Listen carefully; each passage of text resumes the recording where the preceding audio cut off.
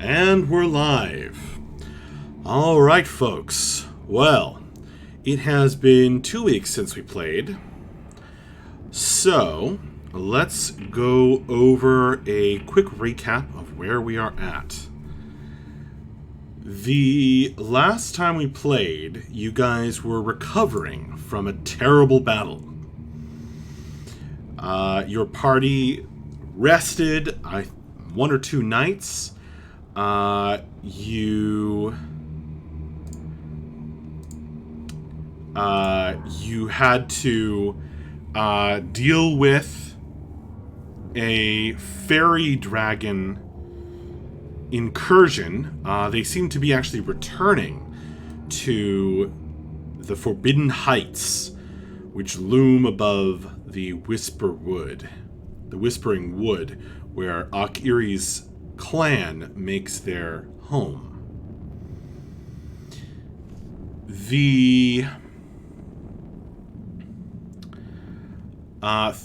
Through dealing with these challenges, you befriended the fairy dragon crowd, and they told you of a secret entrance into the Ember Shrine, where you hope Akiri's relations and clan members have not come to harm. You walked through this tunnel and entered a wider area where you can tell, kind of off to one side, there's a part of the ground that curves upward, and you can smell the magma and brimstone from the disturbed earth. And in the other direction, if you guys will bear with me, I'm going to read the description from our lore, the lore that I posted. Ash scatters across the floor of the Ember Shrine as your footprints mar the black, smooth stones. The tunnel walls glow red, a sustained glow that suggests a great beast's menacing eyes. The place itself seems almost alive, a hot wind breathing past your neck. The earth weighs heavy all around, and seems to hide forgotten secrets within its dark depths. Another sound drifts down the tunnel, eerily out of place and echoing. Distantly, notes of music can be heard, a quavering melody, sad and imperfectly plucked from a lute. Whoever is playing makes mistakes, and the song often trails off as though the player struggles to remember the notes. Every now and then, rarely, and even more uncertain, a second lute joins the first, plucking a haunting chord or single note to support the song. It's an old aarakocran melody, sad and played at the sky burial of a lost love. After a few minutes, the far distant tune, barely audible over the hot winds and the bubbling of something off in the black, begins to repeat. I will also add that Samson has taken his leave and has gone back to civilization, gone to Wildstone to find his way in the world again. And also, Krim seems to either have come down with something or to be otherwise engaged. She says maybe she'll catch up, but she seemed worried about something and has not come with you guys into the dungeon just yet.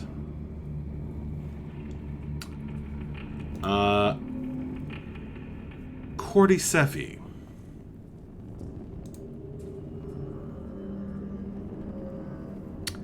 Are you there? Yeah, I was just letting you talk if you were gonna. Cordy, you have heard a strange call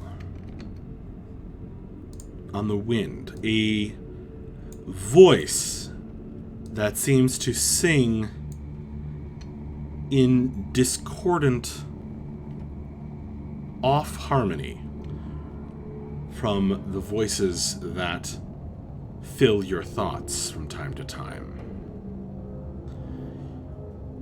It's almost as if you're being called elsewhere, but it's not strong enough to follow just yet.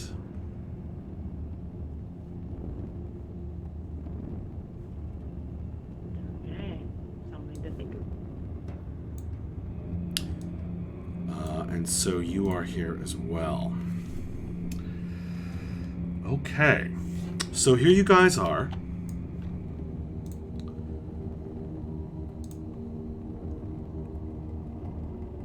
Take it away.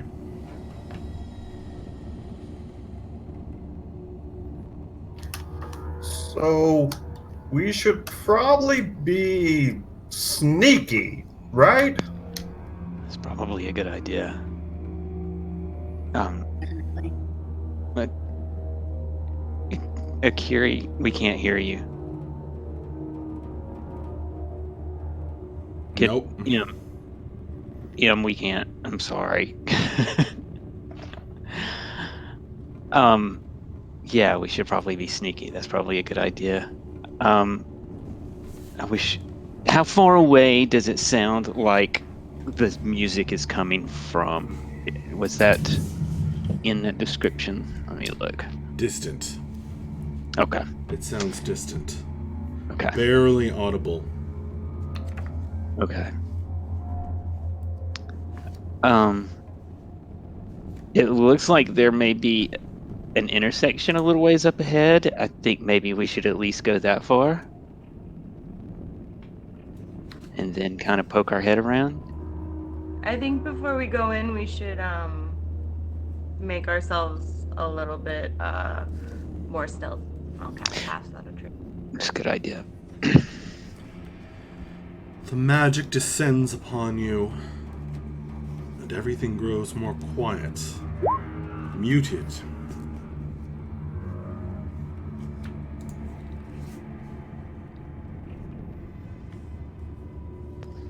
I'm also going to cast False Life on myself.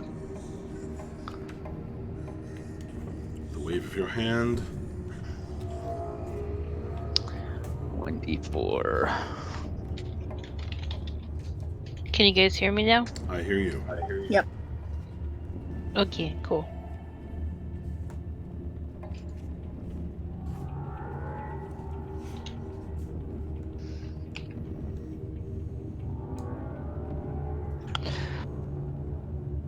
Okay, so anybody else want to do anything before we sneak ahead a little bit?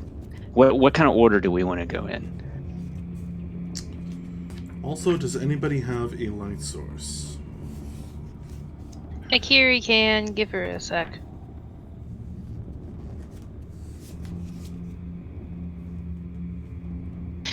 Akiri casts light. All right, on a rock. It's or just something? a cantrip. On what? Sorry, my Siri turned on.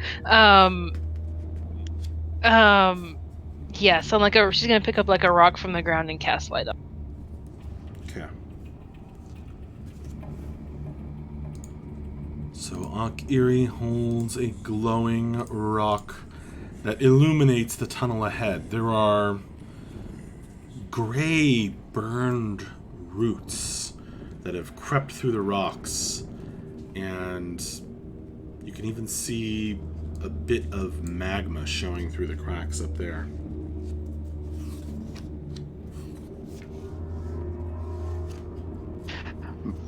I think Bref and Mavra ought to take the lead here, I'm thinking. Or do we want to have one on one end and one on the other? Yeah, we don't know what might come up behind us. Yeah. I'm fine in either position. How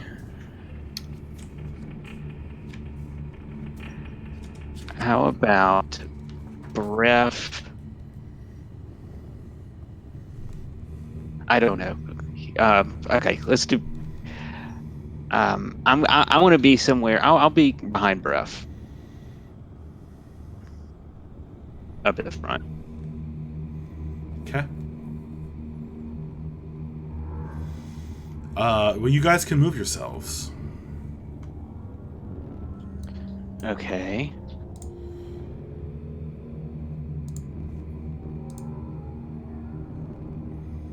So go ahead and put yourselves. Well, move yourselves however you'd like. I think it should be pretty clear where the stone walls versus the path are. How many players do we have tonight? 6? I Yep. believe so. Okay. Can we tell, and this may be an artifact from the map, but what these, almost looks like stone roots are? Do we identify the nature of those? Who are you asking?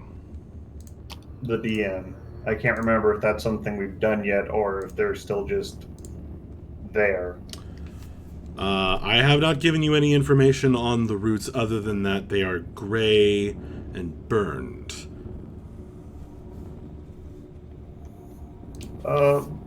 Cordy, these roots, they don't look healthy. Do you know anything about what's happened here? I guess can I try to make like to see if I can ascertain what's wrong with the roots? From 35 feet away, that would be somewhat difficult. Okay, Do we well, all want to move up a little closer? Let's all walk forward 15 feet. It works.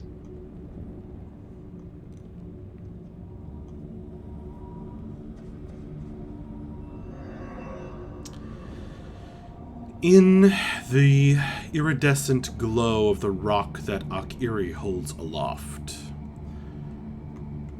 you guys walk forward, and the light extends further.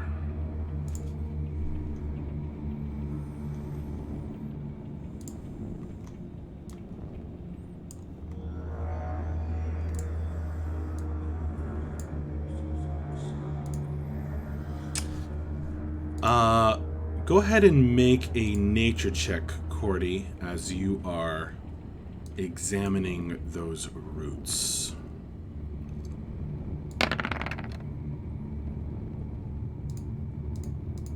Nine. 9.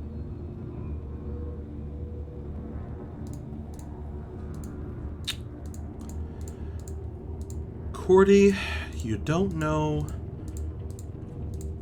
too much about it, but it does jog a memory for you. Because coating those roots and the ground around them is a reddish-brown mold that you recall having seen before.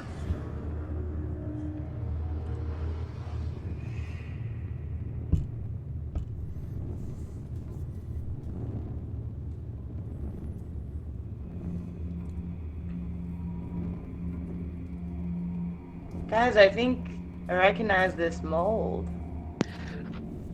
Maybe it's not quite.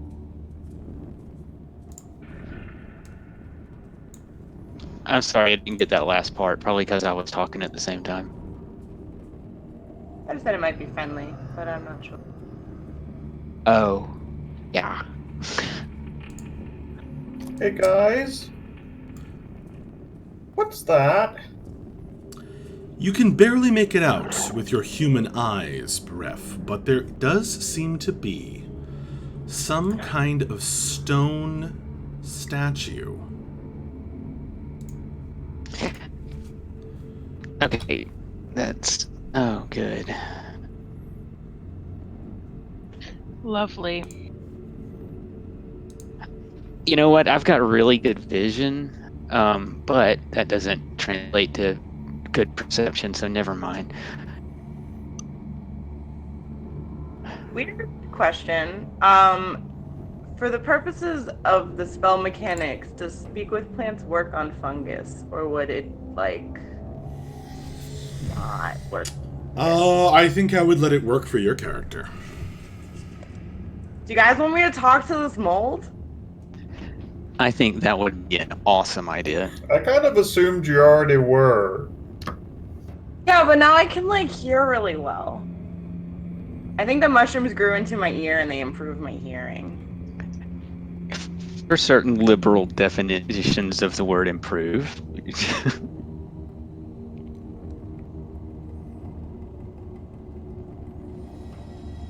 I mean, if you can hear him talk, that's pretty much You an will improvement. have to... Well, it says within 30 feet of you. I'm sorry, I didn't catch that. What?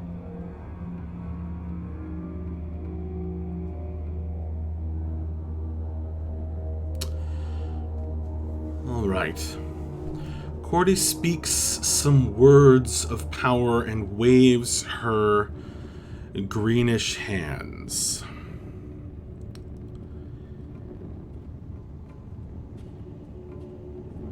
And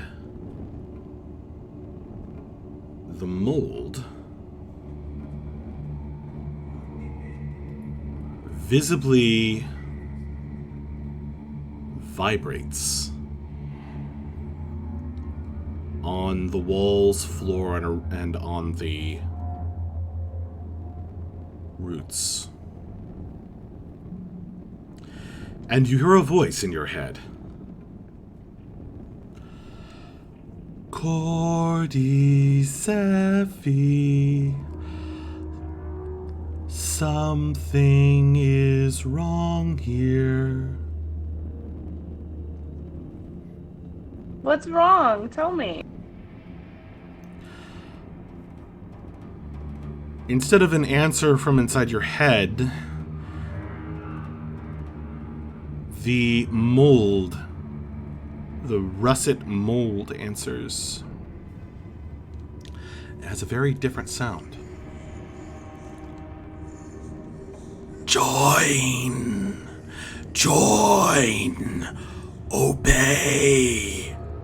Touch!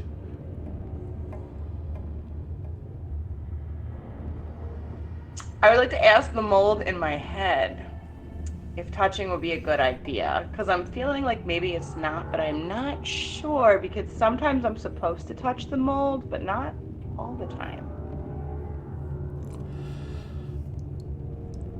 The chorus does not know.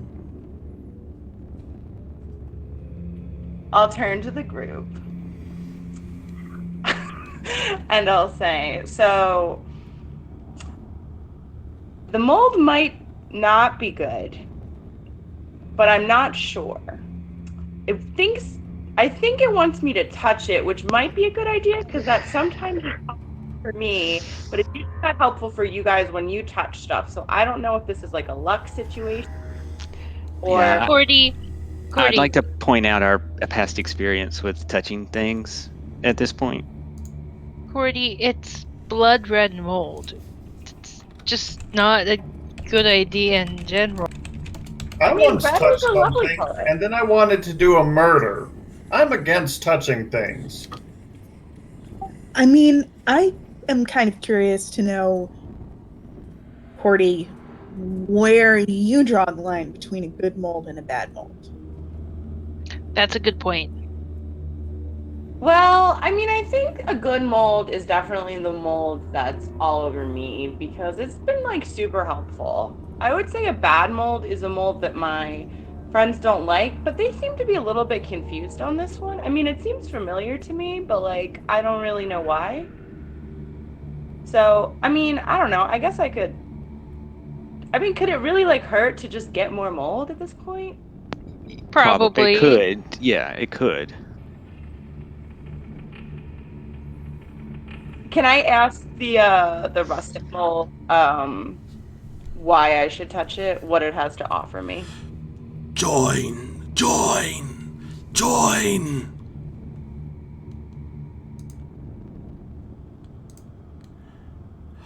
The Great Queen beckons.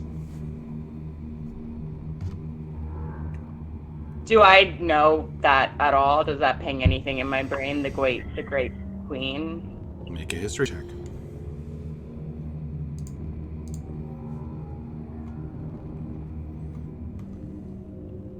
All right, big money, no whammy. It means absolutely nothing to you. Cool.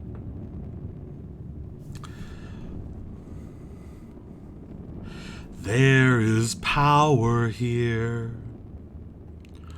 We can feel it.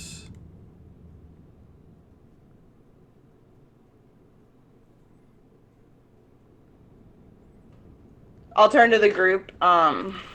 They said that they're aligned with the Great Queen. Does that mean anything to any of you? I thought it meant something to me, but I don't. Can I make a history check? I'll tell you right now that you would need more information. Okay. Then no. You need more details than the Great Queen.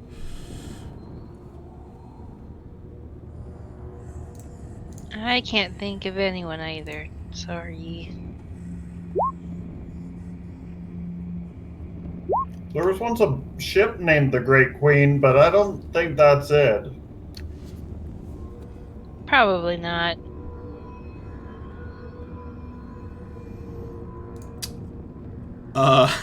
In answer to your question, Alexis, normally I would call for a save. Yeah, I thought I'd, you know, just because I'm a mixed-up character. I mean, it's cool either way. Oh, I see what you're saying.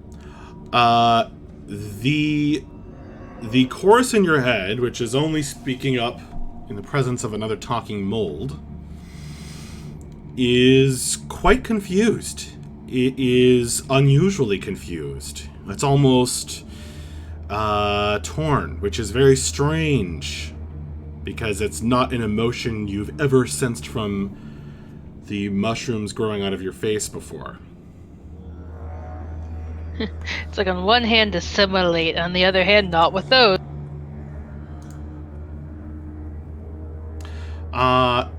It's almost like it's sensing another intelligence. I see you, Paul. And you froze again.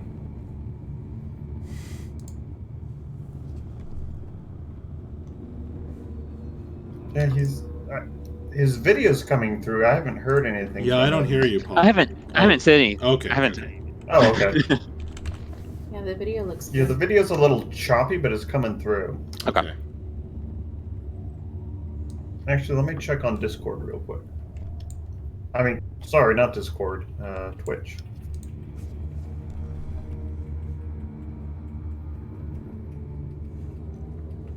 So you guys are watching as Cordy does these weird sounds and vibrating movements. So she's clearly communicating with this russet-colored mold over here.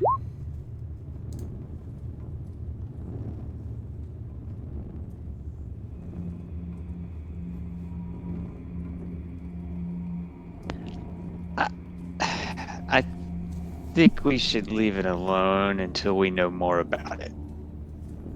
Maybe if we could somehow get a sample, that would be good. Does anybody have something to put a sample in and something to take a sample with? I might. I'm nervous about doing that if you don't think we should touch it. Yeah. I was thinking about being real careful, not touching it with our hands. So I mean, we I think don't definitely. want to lick it. No. Oh, that's a good Definitely idea. not. Maybe Cordy, but no one else. Just don't touch it with any part of your body. You can still communicate for another 7 minutes or so with this mold. I could use one of my daggers to scrape a little bit off. If somebody has something to put it in. I mean, I have a disguise kit. I guess maybe I could dump some powder out of one of my little makeup vials and then we could use that. It's not like I've ever disguised myself in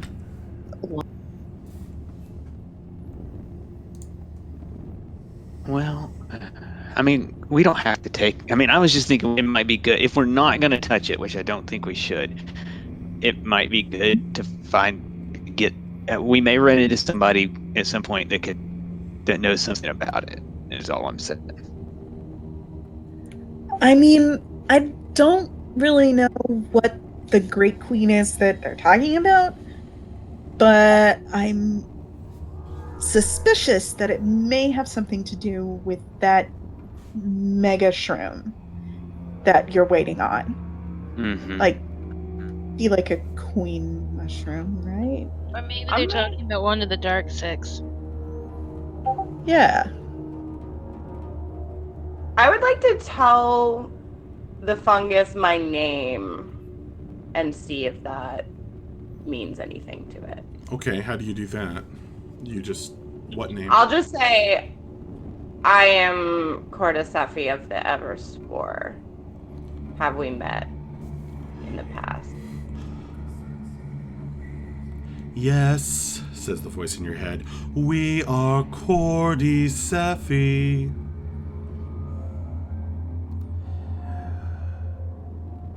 So I get no response.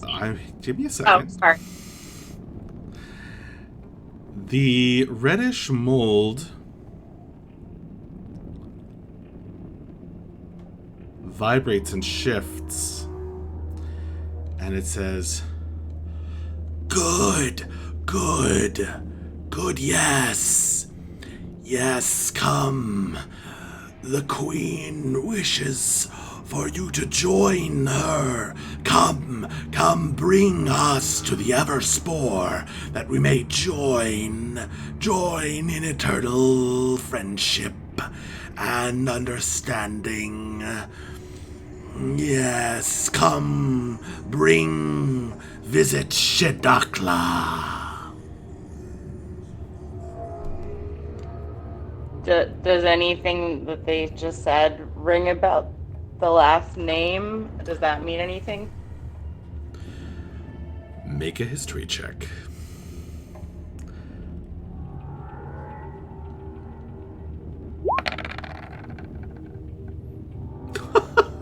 My God!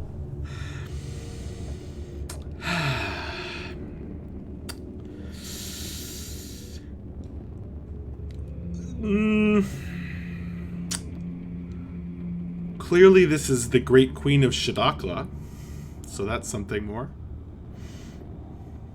I'd like to know that it sounds suspiciously like shiitake.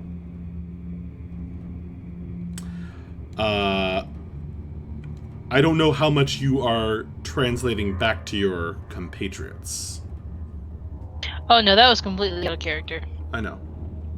I'm asking Cordy. I think I would just talk to them for a little bit and then relay as I feel it Okay. makes sense to do. Okay.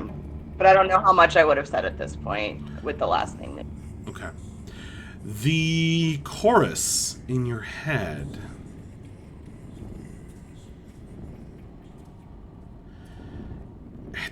It's like you're being pushed and pulled by magnets in opposite directions. There's a yearning to join with a greater whole, and also a fear and a hesitation.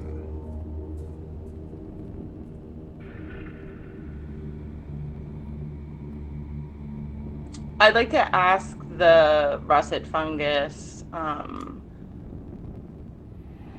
perhaps we can join if you can help me to prove that we are indeed friends, and I'll ask about the aarakocran that in this area, if they've seen any come through, or they know what's been going on.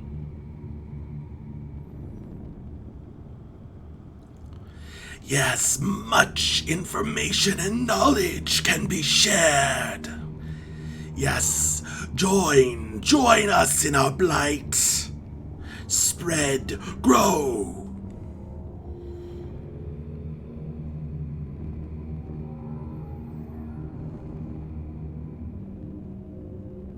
I'll turn to the group. They seem to maybe know about the aarakocran, but I don't know that they're going to help me unless I touch them. But then that's always weird because usually when I touch stuff, it like becomes a thing. So I don't know. They could be lying. I'm not sure. Like, on one hand, I really want to know about my brother, but on the other hand, I don't trust these things at all. I very much don't think that they're going to give us the information we want without us joining them. What if we just set it on fire? Oh, we could never do that. That's Why probably not? true. It's already pretty hot in here. I think we need to leave it alone. I mean, Brev has a point. If it hasn't already burned up in this environment, it's probably not going to be easy.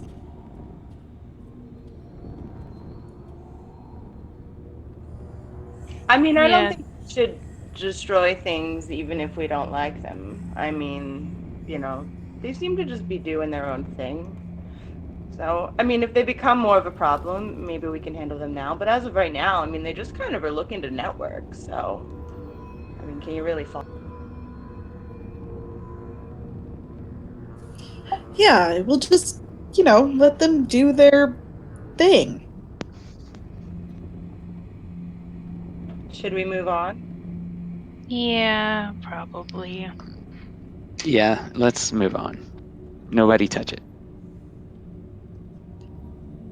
Let's be really careful about this statue. It looks Yeah. creepy. Yeah, do we want to go towards the statue or do we want to go away from the statue? I can make an argument for both. I think we should send one person toward it, cautiously and slowly, and then make a decision. I was gonna suggest breath until you said cautiously and slowly, so I'll just stop. Fair enough. Speaking of breath, my sick child is crying. I'll be back in a few minutes. I'll go. Okay. All right, so I'm going to move a little closer. Sorry, I didn't mean to ping myself. Okay. First, I'm just going to stop right here and just kind of look around this corner and see and kind of listen and just make sure everything's copacetic before Okay. I move any further. Make a perception roll, please.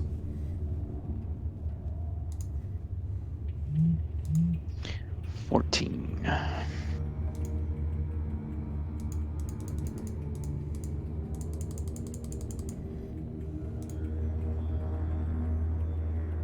Something glitters, reflecting the light of Akiri's lightstone near the feet of the statue.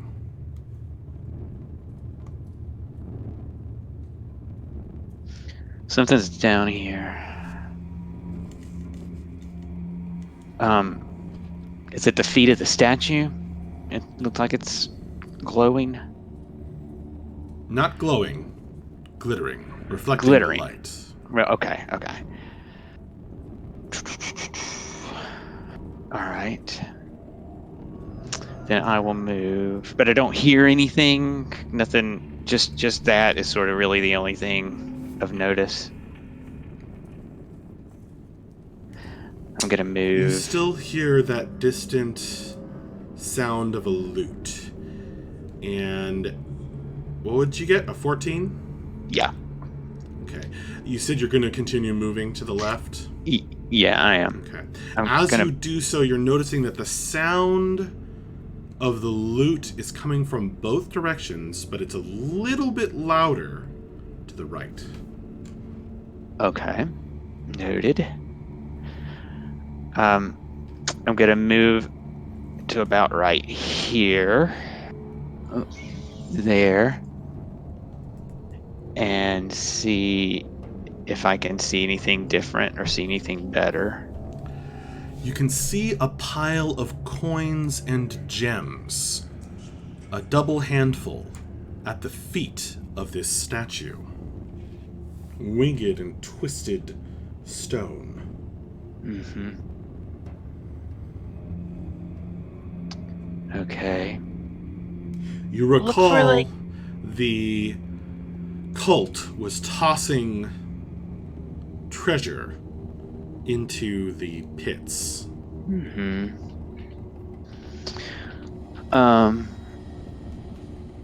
Okay.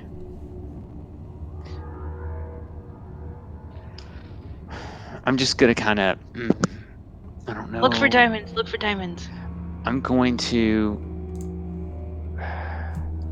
move here. And get a closer look and see if I can see down this hallway any. Yes, you have devil's sight, so you are quite good at seeing things in the dark. What's the distance? For devil's sight, 120. Oh, really? Yep. Good grief.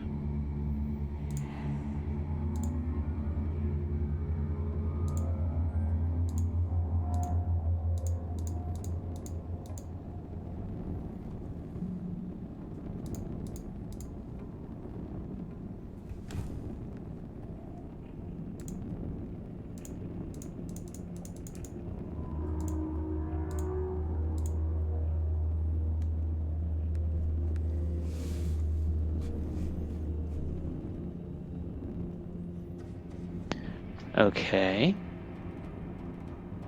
I'm gonna come back to the group. As you turn and head back to the group, Oh no.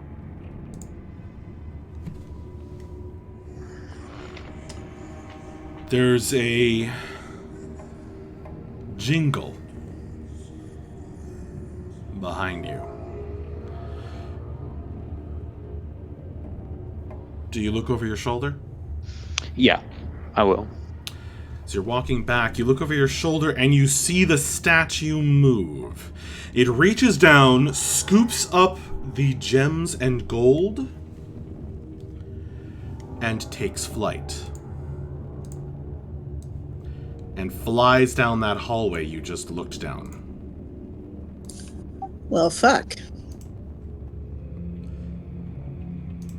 Eerily silent the entire time. Crazy. Well, I'm gonna tell everybody what I saw and that it left like that when I make it back. I think we all saw it, though. Maybe, I guess. Did they? I think so. Akiri, it's in darkness for you. Okay. You Which heard means it's the in- sound, perhaps, but you couldn't really see it. Same for breath. Yeah, 'cause Cordy, my light doesn't go big. Cordy could have seen it, but she is otherwise distracted.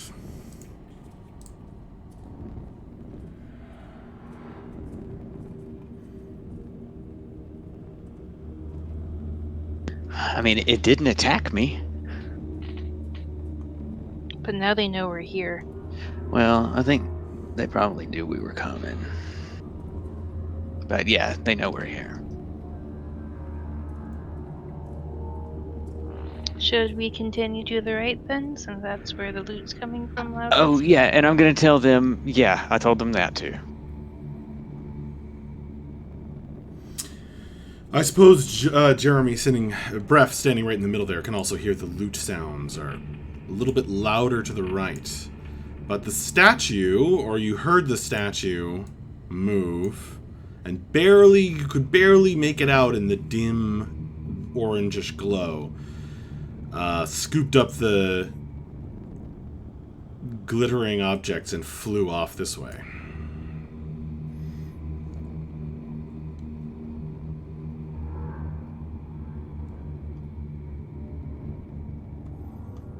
Alright, Akiri, whenever we go to the right, Akiri's gonna be second in line, just because she has the light source. Or she's actually gonna be like right behind Bref, however that ends up being. Please move yourselves then.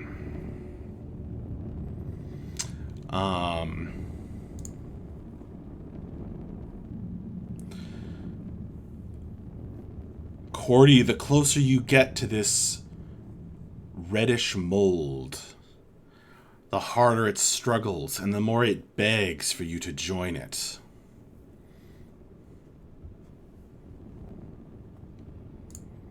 And to join the great queen of Shadakla.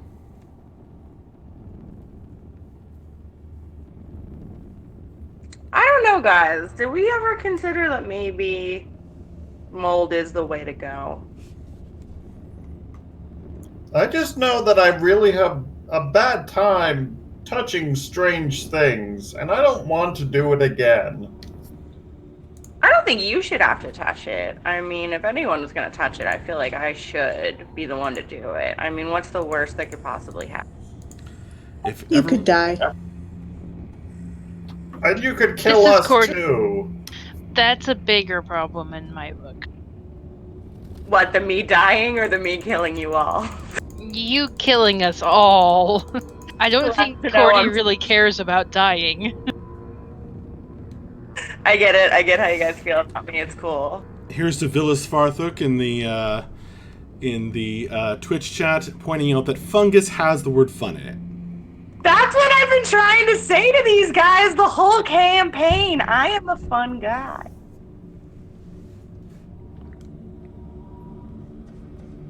Has everyone finished moving themselves?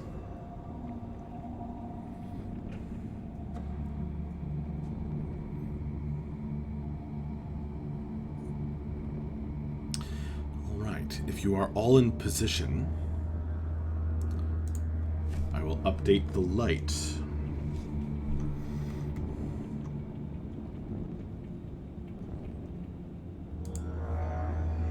Spooky.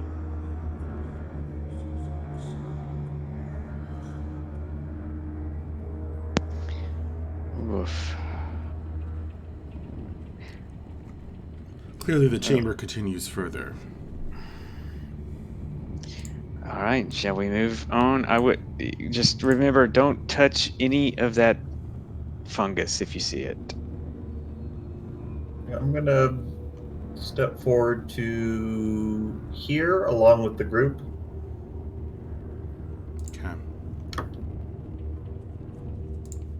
Akiri has this fun little thing. Ah, dang it, that has a component that she doesn't have. Never mind. I was gonna cast Find Traps, but she doesn't have 50 gold worth of ruby dust on her. Is she moving? Yeah.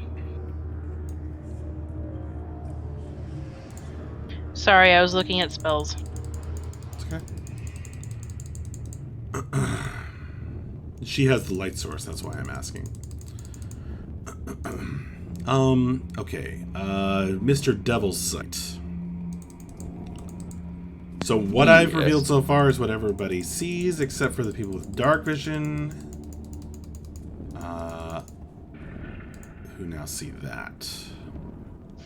Guys, Oh, there's crap. another one of those gargoyles. Another one of those statues. Should I go destroy it? No, I don't think we should get near it.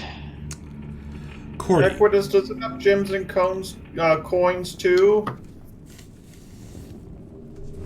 I don't know. Does it?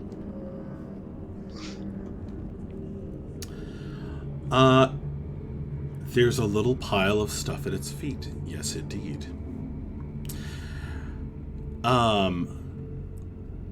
This one looks different to your eyes, Equitas. It has horns in different places. Its body is deformed in different ways. It's a different statue. Cordy, as you leave, or you feel that push and pull of fungal wills as you pass by, and the spell, which I believe you have continued, you still have active for a few more minutes, allows you to hear the russet mold calling out after you. 222!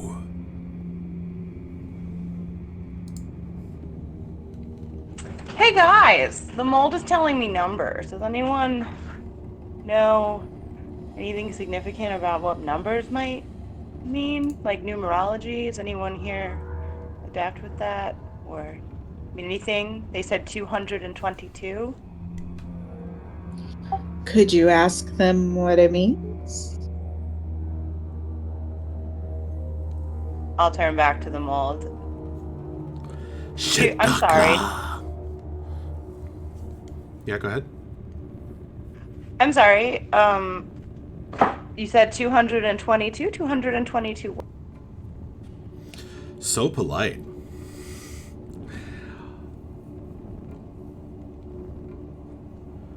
"222nd is Shadakla. Join! Join!" They said the 222nd is Shadakla. I believe that's the first time you've told your friends Yeah. that. Shadakla is maybe what I'm not really sure. I'm having a really hard time remembering names. Names are not my strong suit. That will allow... Great Queen of Shadakla would allow people to make history checks. Good, I would like to do that. Yes, please. And also 222nd or 222.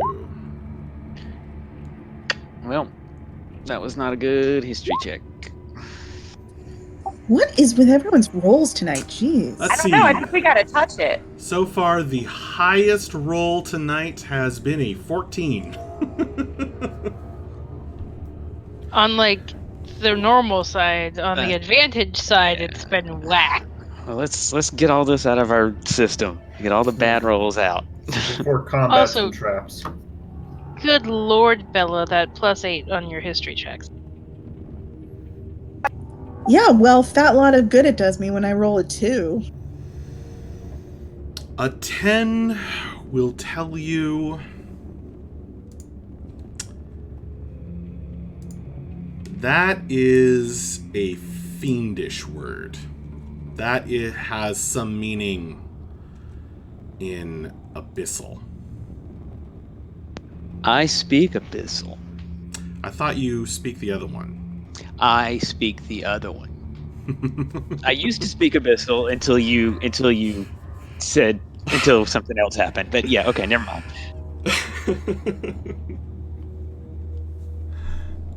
They are, somewhat related. So you would certainly, once Bella said, if Bella mentions that it sounds fiendish, then you hear it as well. Oh, I Right, definitely say that. I think that I'm pretty sure that that's evil mold.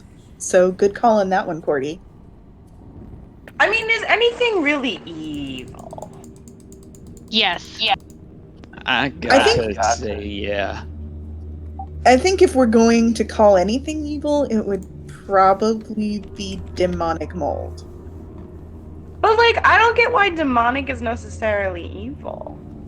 Not necessarily, but like when it is trying to possess you, I don't think it's going to have very good intentions. I don't know. This other stuff that I got has worked out great. I'm just saying we probably definitely shouldn't touch it, and probably you shouldn't either. I don't think it's going to like being in the same place as your mold friends.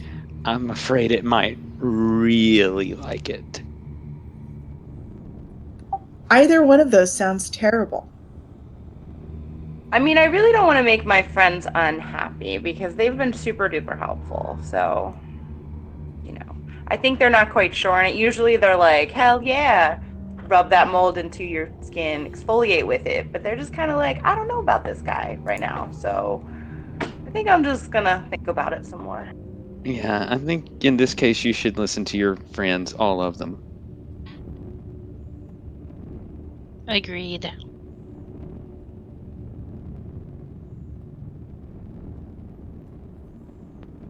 I guess, shall we continue? The russet mold continues shouting those same phrases and words after you, as long as you can perceive it, Cordy.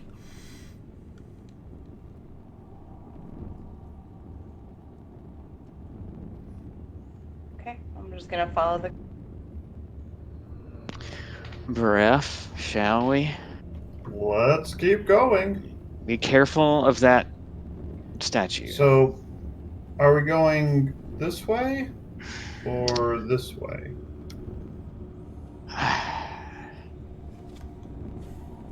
Let's get out into the middle and then take Look a look around. down either side. Yeah. And again, I'm moving with the group. Yes, I understand.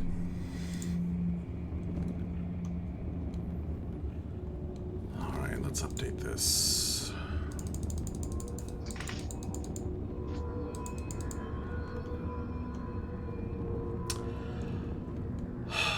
As you round that corner, on the left-hand side, Wait, us looking at the map or us? your character's as our left, character? stage left. Okay. Farther than your light spell reveals, there are these occasional bright flashes of light.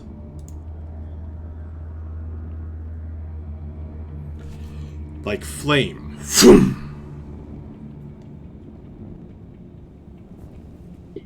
I wonder if fairy dragons blow fire. You saw their breath weapon, actually. They blew They did? You did. They blew a kind of drug mist. Oh, yeah, that's right.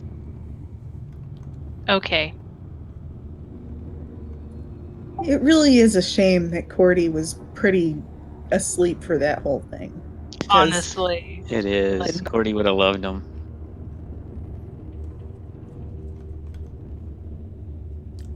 Then again, Gosh. Well, I guess there's only one thing to do, and that's to go towards it. Well, I mean, do we want one of us to go again and have a look? No! You can see, Cordy would notice this without rolling. This little dead end here, full of mold. Oh goodness, it's everywhere.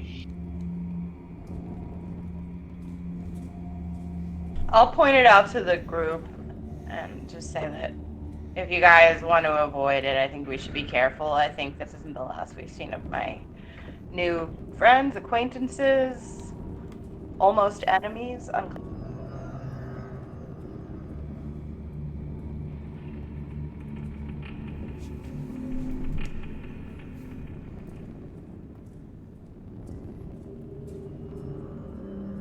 So let's just keep going towards the fire. Yeah. Which is not normally something I would say, but it seems like what we have to do here. The fire flashes again in the distance. Yes, I sadly agree.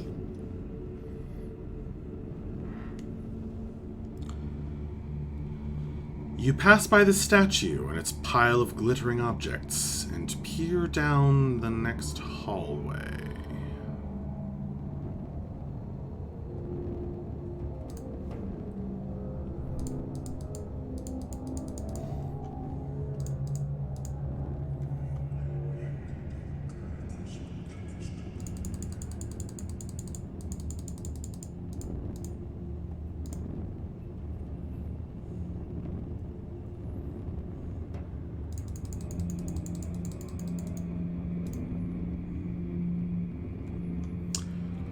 Periodically,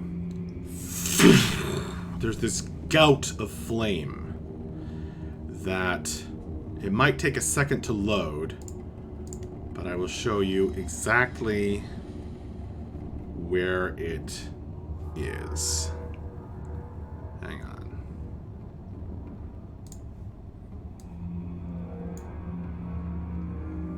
Did you see it?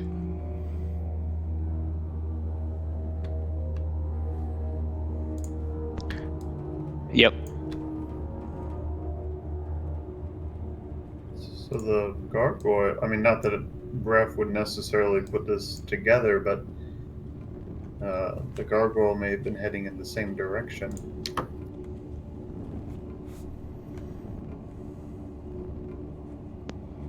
That looks dangerous. That looks dangerous.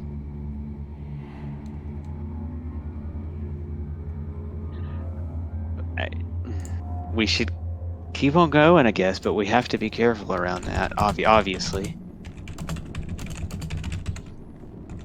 Dang, we need a rogue.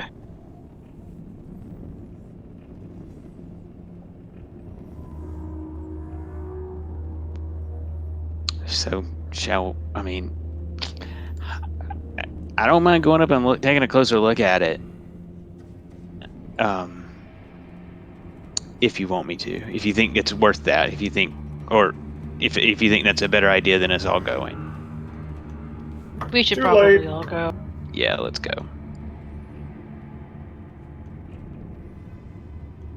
Okay. Mavra, you bring up the rear? Yes.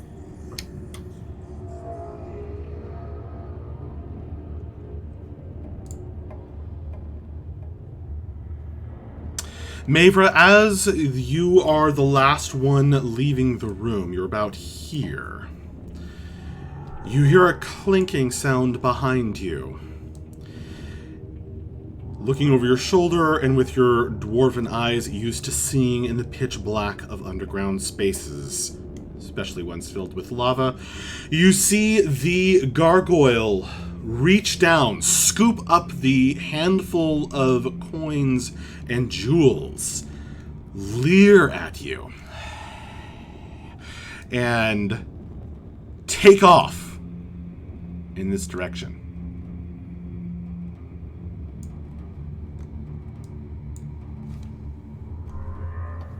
There goes the other one. Almost like it was daring you.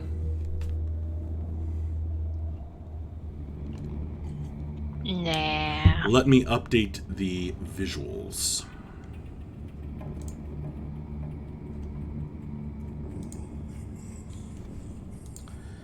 As you are taking this in, Bref, you are actually the only one who can see this pit of magma coals to your right,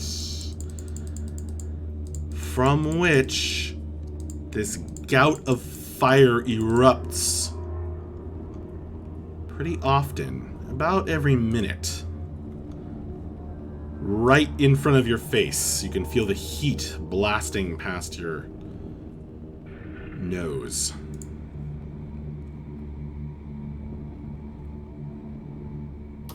Remember when we tried to escape from that red dragon? This makes me think of when we tried to escape from that red dragon. What do you mean tried? We actually did escape. Oh, yeah! It's the first thing we ever did. Indeed. Over here. Well, actually, you can't really see that. On this wall, you can all see something rather interesting. That's not a good word. Embedded in the wall, in the stone wall, are some squares of metal, 7 of them, with something etched onto them. And they're all glowing slightly from the heat as they are blasted about once a minute by this intense gout of flame. Sorry, continue. This looks pretty familiar, right? Yeah, it Yep. does.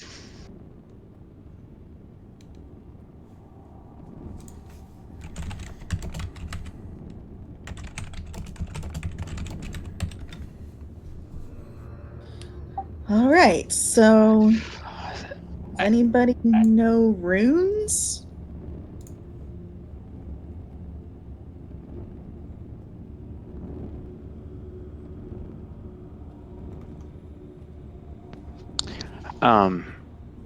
No, but I mean, who knows? Maybe.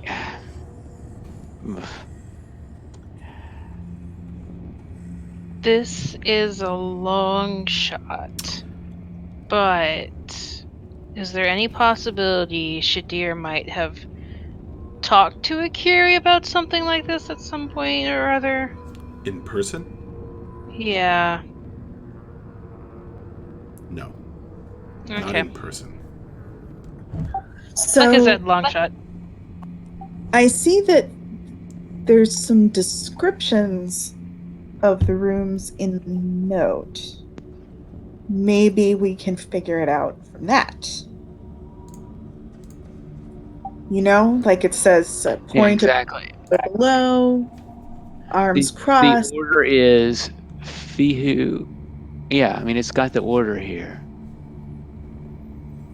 I solved it. The rooms must be moved into the correct order to open the treasure vault. This isn't the treasure vault. Is this the treasure vault? Only, well, it's a little awkward giving your guys' position, but if you poke your nose around this corner, actually, Equitas has... What is that? Hang on. Oh, that's not there. Equitas has already seen this. There's a boulder over here. A big, round boulder, all glowing hot on one side from the fire. It looks like it's stopping up a gap in the wall.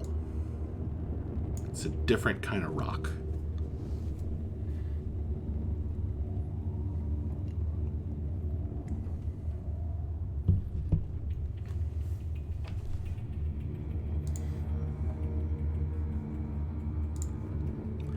As you are standing there discussing this, phoom, another gout of flame rushes past. Okay, which wall are these runes on? Is it this wall over here? Oh, there. This wall. Okay. This wall. This wall. Okay. I want to look at them closer. I'm moving up there. Okay. You simply walk forward? I simply walk forward. Okay. Those are also bad words. I'll show you what they look like. There are these metal runes. They are these square metal things with runes embossed or etched, I forget which one is which, on them. And they look like they are kind of set into the wall on like tracks, like they could be moved around. And let me show you exactly what they look like.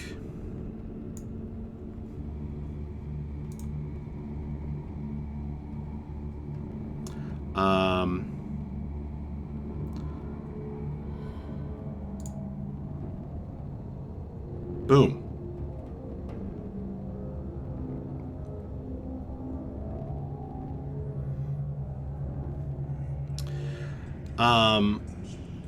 You... Yes. Do you see that?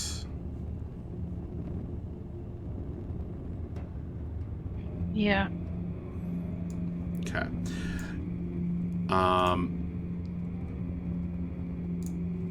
So that's what they look like. You are standing and examining that, and are you just going to stand there until the fire arrives, or? I mean, once I don't know, man. You said it looks like they moved. I kind of want to go up there and see how they move. And I know that the fire's coming, but Okay. I You do want to reach go out and you grasp the metal,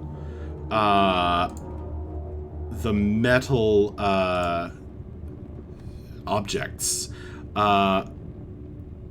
Only one of them, third from the left, top row, will move for you. And you sense that... Well, make an Arcana check and then make a dexterity saving throw as the fire erupts. Awesome. Arcana check. Dexterity saving throw. Hey, there's a roll. Okay. You're not quite sure how with that Arcana check. Nice dexterity save. You are resistant to fire, so you're going to take half of this damage.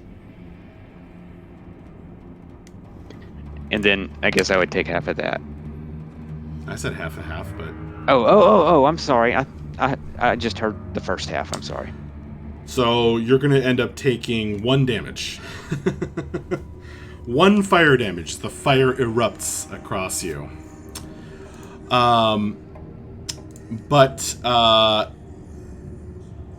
your Arcana check tells you that for each person, they will only be able to move 1 or 2 of these things.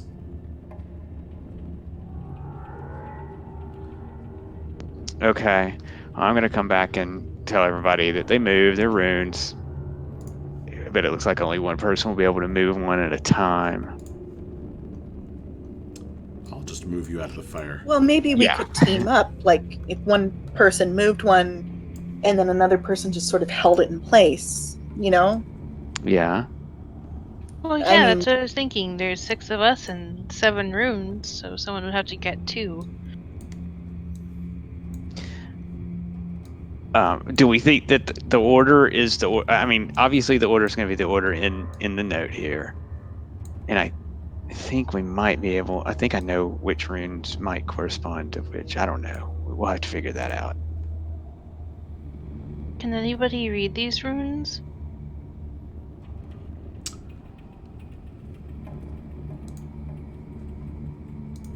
That was like a general question to the group from Akiri. I don't think so. Mm-mm. I mean, I might be able to make a guess at a couple, but I don't think that I could I wouldn't trust men. I think we're better off with just the description of how. Well, what are the what language is it? Or is it just like arcane runes?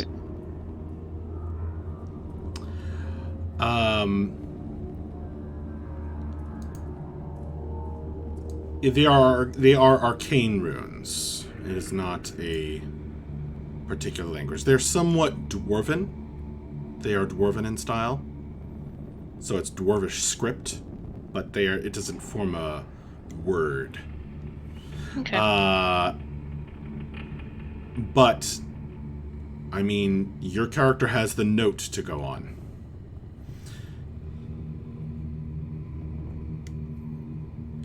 Do you guys want to step forward and try this? Yeah. Definitely. All right. Excellent. Oh no. So you guys, go ahead and move yourselves up. Actually, don't bother.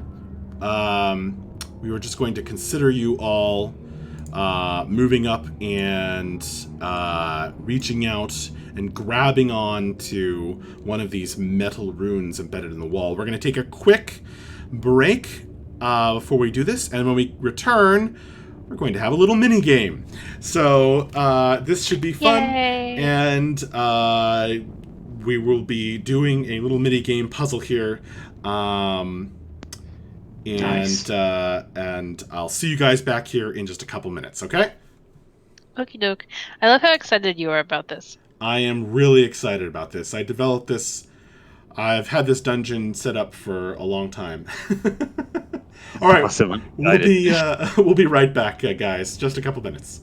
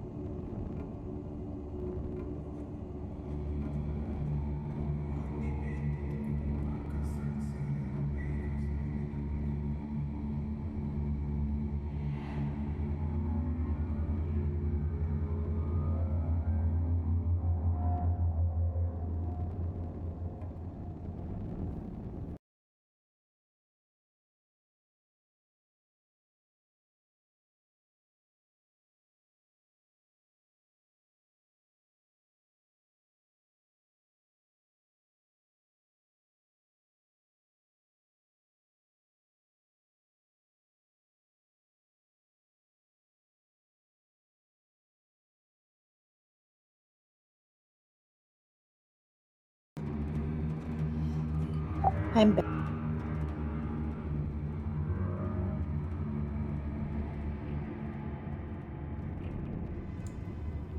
And we're back. Thanks for sticking with us, folks. This should be interesting. So,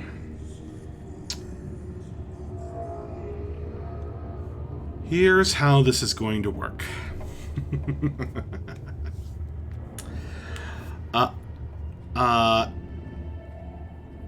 Each one of you is going to be able to move one of these runes, which I will now reveal. So this is a little mini game we're going into. All right. And you have the note. And you can also, if you guys so choose, give up on this and just run on down the tunnel. I'm telling you that's an option. Bold of you to assume that we don't want loot. I'm not assuming anything. I'm just letting you know what your options are so that everyone is on the same page. Every now and then, in real time, the fire is going to burst forth and engulf all your characters. So you're going to need to make a dexterity save for half against fire. I'll just tell you it will be the DC you're going to learn quickly is 12. So the each one of you is only going to be able to move one or two of these metal objects. I'll tell you right now, actually, as a bonus hint, Bella is the only one who can move two. And you're going to need to figure this out. It's a puzzle. Any questions? Nope. I think we're good. All right. Here I'm going to show the note again in case anyone hasn't been able to find it. Ready, set, go. I think Ewat is the final one. The peaks form a valley. Yeah, I think that El Hay is this one. Which I is think that one's mountains turned aside. Oh, sorry, that one's mountains turned aside. I agree. Yep. Tree branch rises. This one is arms crossed. Sure. Yep. I think And this then is the tree branch What's- sags what's- is Yeah. right next to it. Yeah. Treebex. So point above, so below is probably that second one. Yeah. Yeah. That's what I think. Oh, the We order can't- is from left to right, by the way. Okay. All right. So let's put them. How do we move them? So I can move. Make dexterity saves.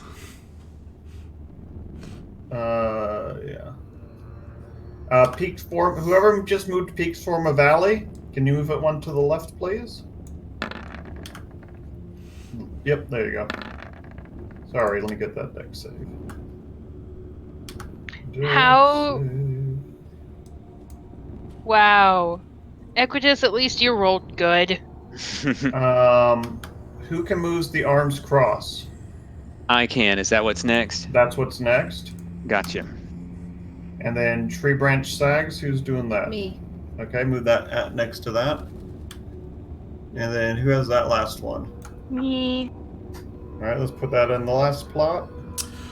But do they have to Wow, be- that was really fast. Well done, guys. That is the correct answer. Oh, gee! All right. Only I think that was only a minute and a half from Yeah, it was go. about a minute and 40. Very well done. So as you click in the last rune, the massive boulder goes. Some unseen magical force shoves it and you all jump out of the way as the boulder then begins rolling. I called it. There's a gif of Indiana Jones in the. It rolls out of this opening in the wall and covers over the, just plugs the hole from which the gouts of flame are erupting. Very, very well done. That was so fast. And your light reveals a chamber within. Yes. It does not look like it has been trod in a very long time. There's a Oh, buildup heck yeah. of ash.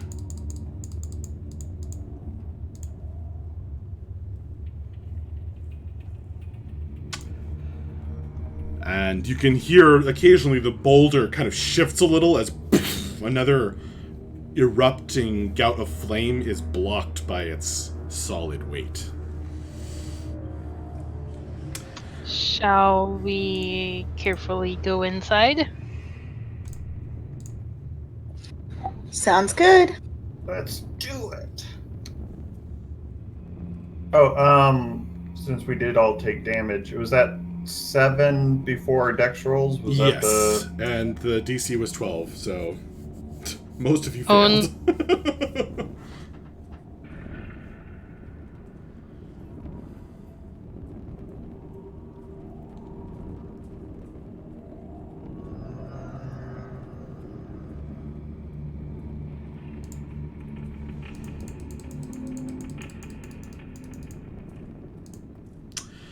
Very nice, you guys.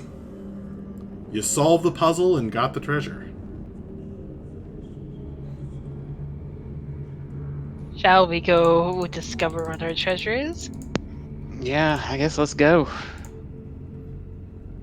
Right? Right? Right? Hey, can anyone else see Good. my Dex save? I don't No. see it.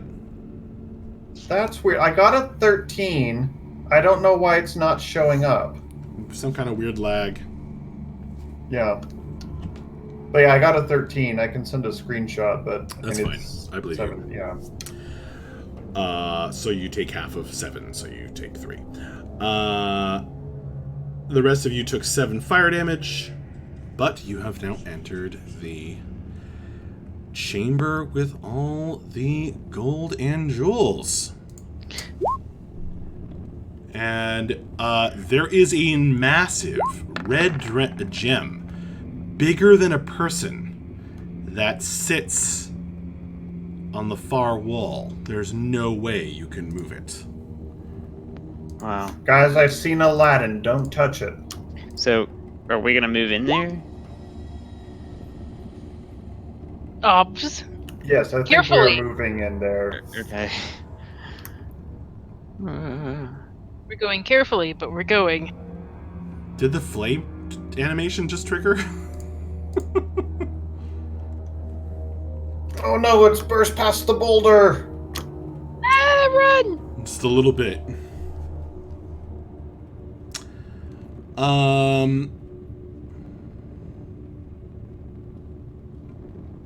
I would like to look at the treasure pile. Cool. I'm pulling that up.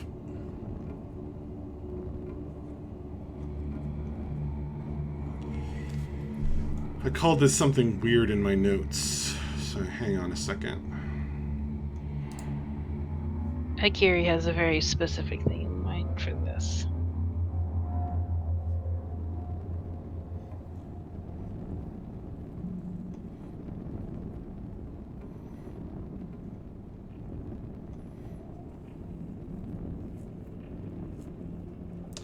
Okay, there is a pile of coins and gems,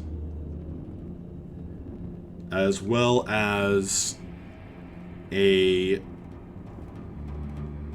big old greatsword and a golden shield. Or at least it's gold colored.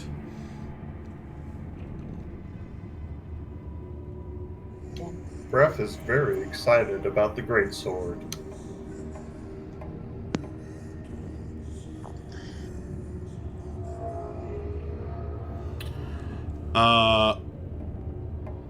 You don't really... Do you guys want... You don't want to stop and, like, count the coins or anything, do you? Nah, I don't think so. Okay. that's what I was thinking, Bella. So you can gather it up for counting later. Is there specifically a very large shiny diamond in the middle of that? Because Akira's gonna pocket that. Akiri, go ahead and roll a d6 for me. Just one? Yeah.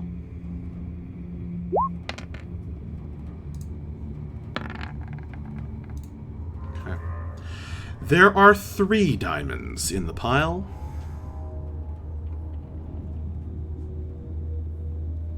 Sweet. She's gonna find the biggest one and stuff it in her pocket for later uses. They are all relatively the same size. Just whichever one she finds first, then. Okay. Well, mark that down, please. But you guys gather up all this stuff, I guess. As much as we can reasonably carry.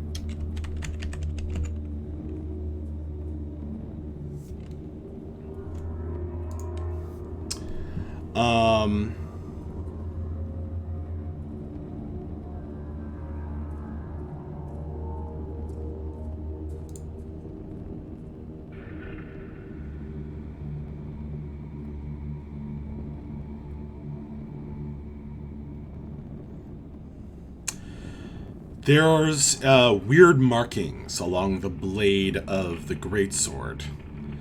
And the shield is marvelously shiny and polished, despite obviously having lain here for a very long time.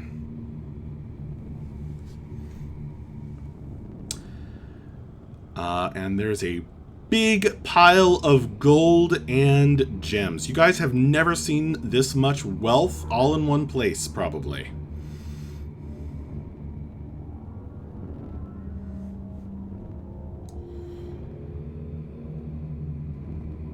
Neat!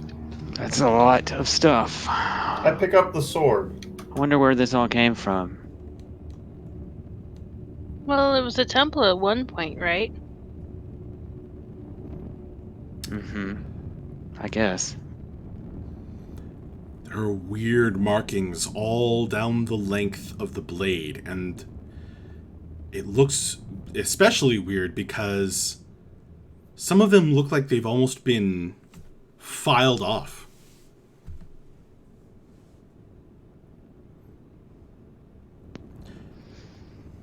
I want to look at this shield. I know I want to take it. Well, I mean, I guess we're going to take everything, right? As far as the items, right? Okay, you guys grab everything. So, it will bear some. It will be somewhat heavy. So I don't know if one of the weaker characters might not be able to carry everything. But you can share it around, and if you don't want to stop to count it all up, We'll just eyeball it for now. How about? Yeah, we're not going to take... We'll take the time it takes to load it into as many packs as we need to distribute up to the point... I mean, if it's so much that we would become encumbered, I don't think we would take that much. no, it's not. But It's as not much as enough we to make you encumbered. Yeah, as much as we can reasonably carry. We're talking about several bags of gold coins here. The gleaming golden shield has a large etching of an eye in the center of it. And like beams of almost like light coming out of it. Hmm.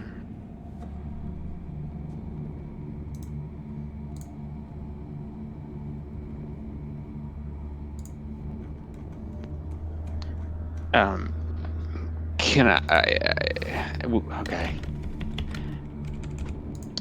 So, do we want to just carry on then? My wayward son? Sure. All right. Same order. Yep. Are we going up here now? Yeah. All right.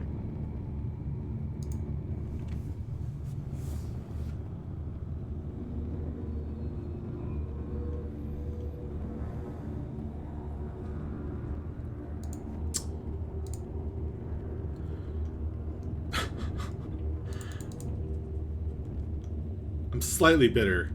That puzzle took me so many more times the amount of time to set up as it took you guys to solve. Aw. But it I was mean, that's good. It was good. It was a good minute and a half. it was good. It's funny though.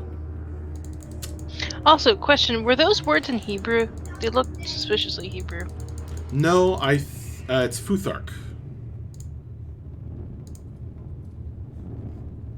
Oh, wow. Okay.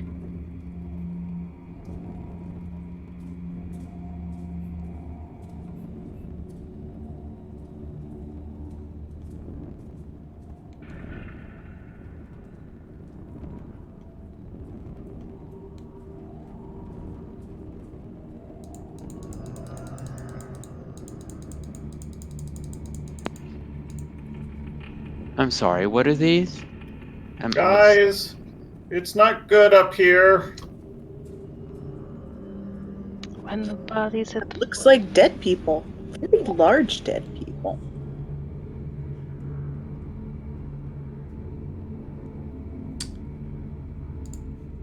How dead are they? They are they're large for medium-sized people. They are orcish.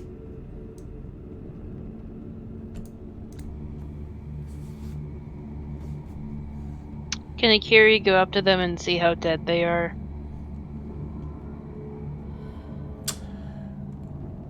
They're dead. There are pools of blood around them. Can't you see how? There is, as she bends over to examine them,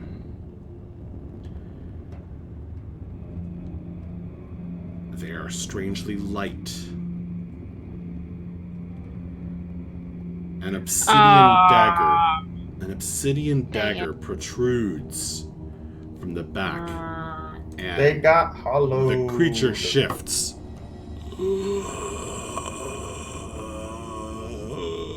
and reaches up toward you slowly. Akiri's going to jump back and cast Turn Undead, or use her channel divinity for Turn Undead, which he's never used before.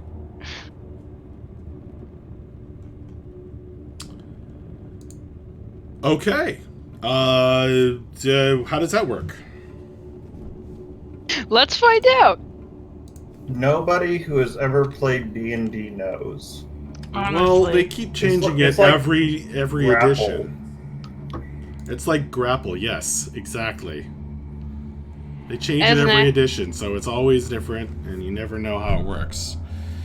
All right. As an action, you present your holy symbol, speak a prayer censuring the undead. Each undead that can see or hear you within 30 feet of you must make a wisdom saving throw. If the creature fails a saving throw, it is turned for 1 minute or until it takes any damage. A turned creature must spend its turns trying to move as far away from you as it can. It can't willingly move a space within 30 feet of you. It also can't take reactions. For its action, it can only use the dash action to try to escape from an effect that prevents it from moving.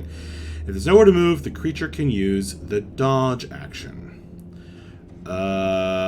Okay. Well, go ahead. Do it. Okay, she does the thing. I guess it makes a wisdom saving throw.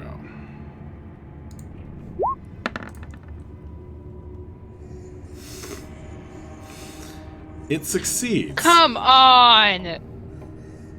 Dang it. It tries to crawl toward you, but it seems very weak. And as though your magic is only partially affecting it. I want to try and smush its head with my boot. As you get close, Breath, something twitches within your backpack. There's multiple things that could be doing that, which is the terrifying part. Yeah, I don't know what's causing that. I'm going to try smushing it first, and then I'll investigate. Make an attack roll. Strength.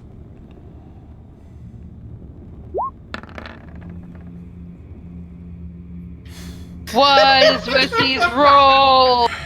Your stomp misses as the thing twitches to the side and reaches up toward you, trying to grab you. Max, stop stealing the good rolls.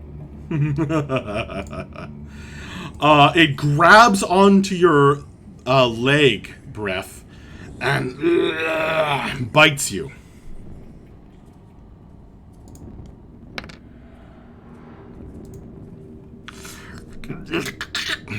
Dealing 3 points of damage.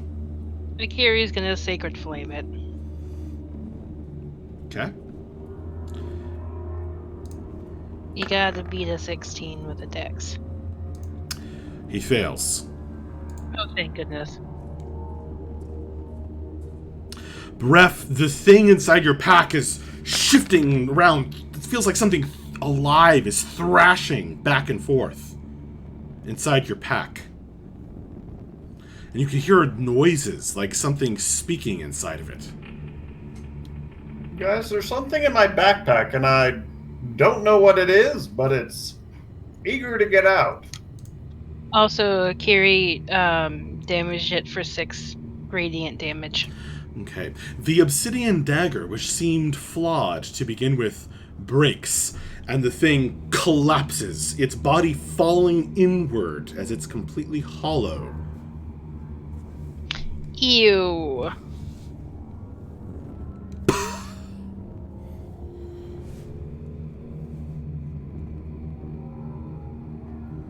Anyways, let's open up your pack, see what's going on.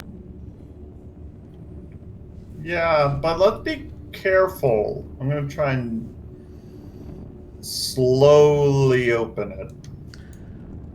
Something rushes out, bursts forth from within the pack as you open it up. My first instinct is a Fey Dragon. Hang on a second.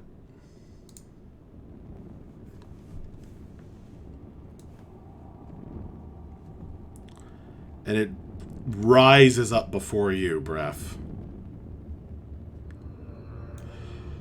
Behold, I am the key. Grasp thy power and claim thy ruler's right. Thy army awaits in Noxath Nar. No, Didn't thank we get you. rid of that? I thought we got rid of that. We did not get rid of it. Nope. Ah, dang it. Wait, is this Noxath Nar? Is that what this place is? I'm not sure, but I think that it definitely is super duper into the controlling the undead. Akiri's looking at it like, I kind of want to grab it. She's considering it. It almost is like magnetically attracted to the undead. You've noticed this before. Not gonna lie, guys, I kind of want to grab it. Don't. It could be fun. It won't be. I mean, we don't know that. Oh man, I'm starting to sound like Cordy. What, is that a problem? No, but because that means I don't sound like me. It's important to be yourself. Yeah, right? Cordy, do you want to grab it? Do I want to grab it? Yeah, he said grab it and you can control the undead or something.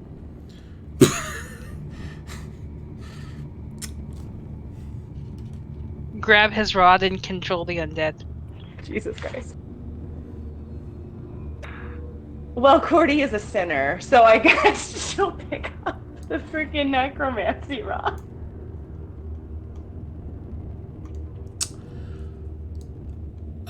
Okay, so you step forth and take it from before breath. I would just like to point out that I want to receive no more crap about touching the sigil. Listen, he offered, okay?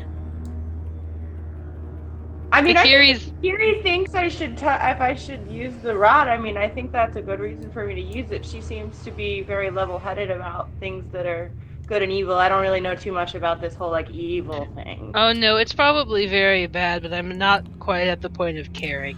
I mean, when you grab it, it repeats the message. Behold, I am the key. Grasp thy power and claim thy ruler's right. Thy army awaits in Noxath Nar. Hey Cordy, we should ask him if this is Noxathnar. I'm kind of curious. I don't know if it'll say anything else. I think it's just kind of going to say the same thing over and over again. But you Okay. could try. Guys, I'm curious. I guess I'll just turn to the. You take 76 damage. I take I'm one. kidding. Sort of. Sorry, what was that? I'm sorry, what did you say? I was punishing her for her pun. What was up? Oh, I said I guess I'll turn to the Just staff punishment. and introduce myself to it and ask it if it talks. Well, I guess obviously it talks. You could attune to it, but it does not otherwise, like, it's not gonna have a conversation with you, at this moment. Cool, you never know. I think I have to We'll keep spend it- more time with this before we use it.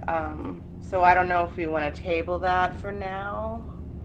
Or, I mean, if you guys want me to raise these guys from the dead, I can do that without the rod. Oh, sweet, so can I. I don't have the components for it, but I could.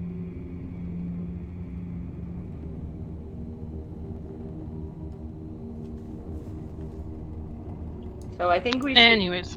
continue on.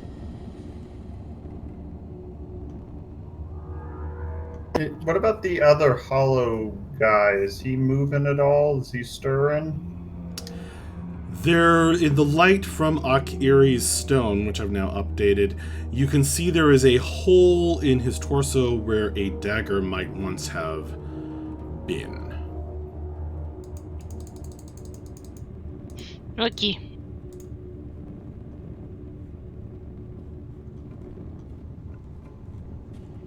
I wonder if orcs were in here at one point. Or where they found these guys.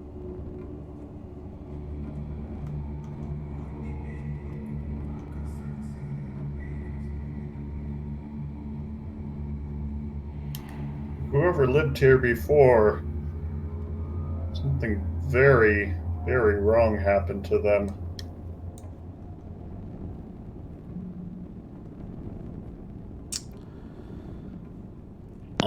Ooh, I could ask them what happened, but I don't think that would be very. I don't think that'd be very helpful right now.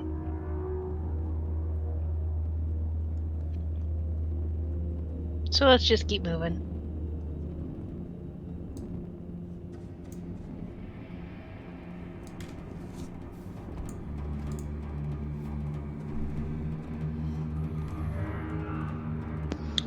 Yeah, let's go.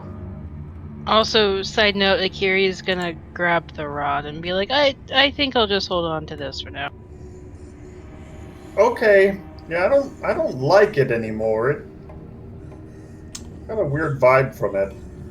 She's gonna shove it in her bag. It was probably the creepy talking that came out of it. Yeah, that'll do it. Okay, so Akiri takes the rod from Cordy. Oh, did Cordy have it? Cordy, do you want to keep it? If you think you would like to hold it, that's perfectly fine. Like I said, I Sure. don't need it. Sure. When you We'll touch see it, what happens. Akiri, you feel this awful power creeping over your skin. This He's gonna pull a malevolent face. force. Ew, and then shove it back into her bag. Just stay quiet, okay? The smell of death hits your nose. And she's gonna ignore it and continue on. This person has been skinned, but they lie upon a brown robe, and at some point their throat was slit.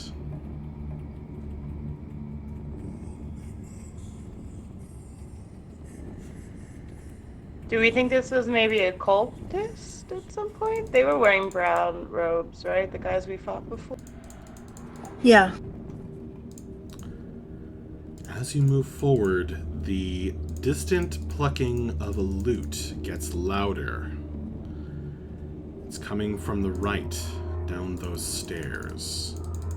To your left is a narrow passageway with a statue blocking the way. Emmy, go ahead and right-click that card and take it. Okay, and then I'm so sorry. You said the loot was coming from which direction? Your character's right, down the stairs. Cool. It's louder now. More distinct. I say we should go down the stairs. Definitely. Sneakily.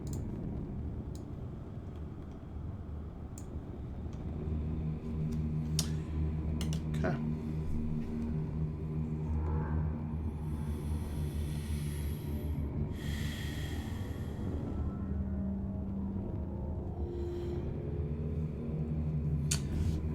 You descend. The stairs are big, grand, sized for someone significantly taller than any of you. That's lovely. And you just, as you descend downward,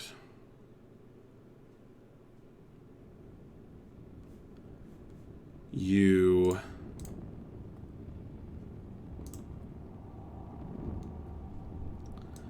observe that red glow I mentioned getting stronger. It's been welling up from down here. And Kiri's gonna turn to everyone and be like, guys, I think I'm gonna turn my light off real quick. Cause Okay, someone else should take the lead then. It gets brighter as you descend. The need for the light is swiftly becoming swiftly going away. and Akiri's gonna dismiss the spell.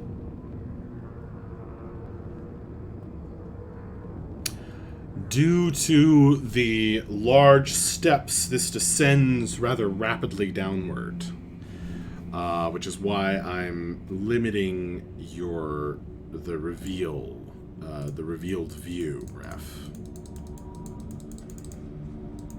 So you can only see so far due to the low Well, not that low roof, actually. It's all sized for somebody bigger than any of you.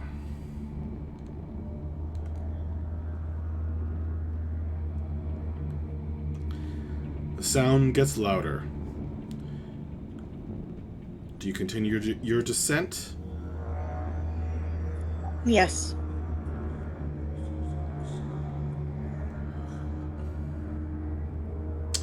Very well.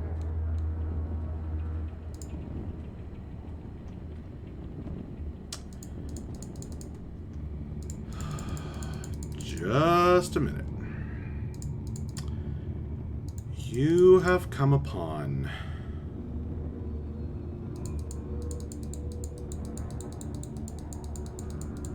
a very strange, horrific scene.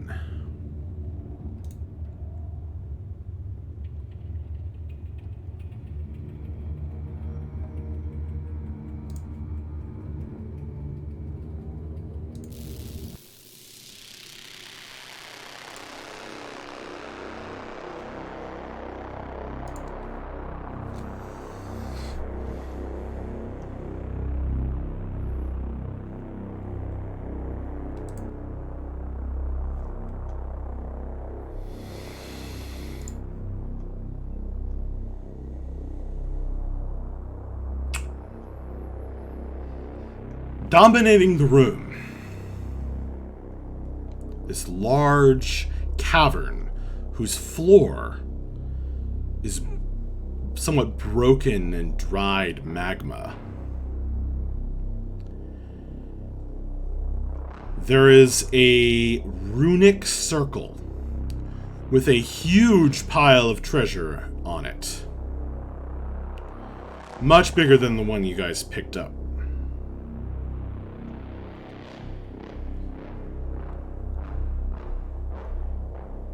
Dragging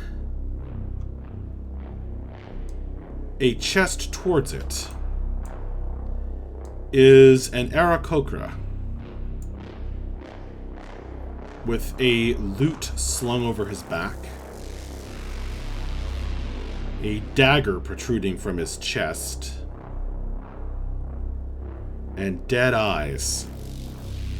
Bref, he has curly feathers. And you immediately recognize him, Akiri, as your brother. As you step down the stairs, closely behind Bref. Over here, you recognize one of Shadir's best friends, chained, manacled to the wall, sadly plucking at his lute.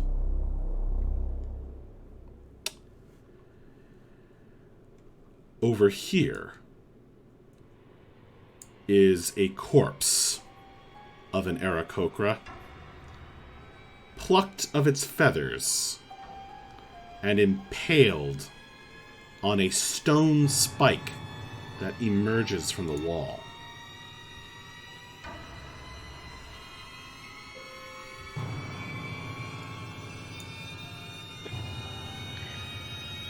Akiri's gonna stifle a squeak.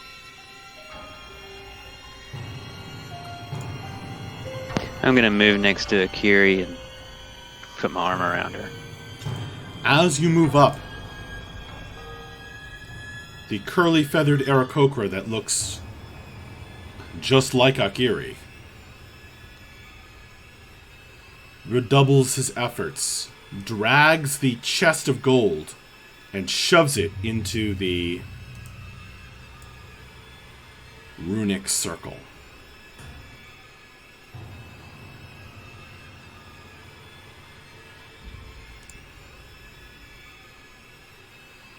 His empty eyes turn back toward you guys. And he says, "I know you not."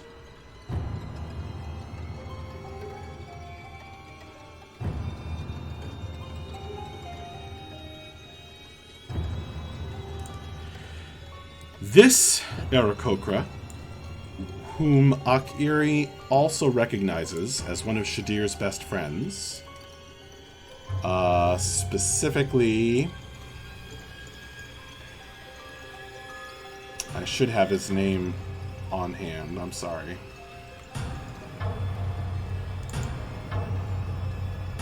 It's just going to take me a second. That is Urk. Looks up with tear-stained eyes. He says, "No. Run!"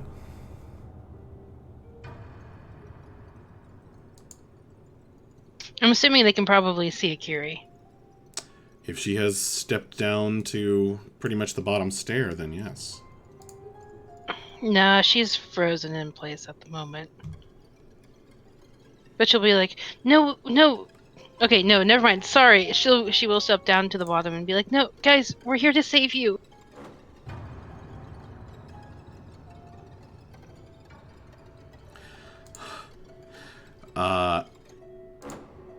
The Urk is looking around somewhat frantically, as though he expects something to happen any second. Shadir looks straight at you and says, "Save? No one needs saving here." Yes, you do.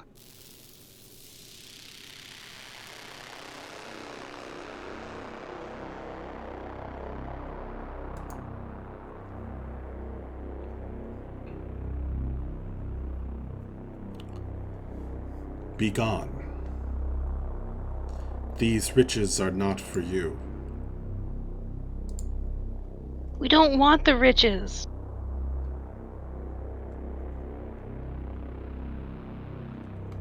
We just want to take you guys home.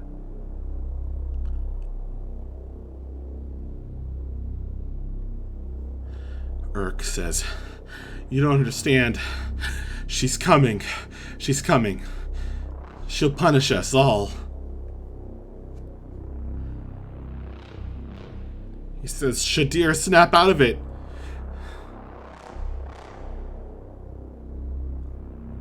I don't think he can. Turns and walks away from you.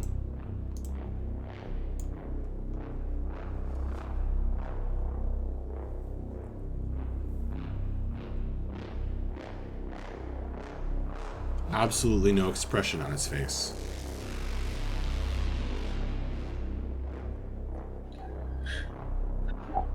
I'd like to try something.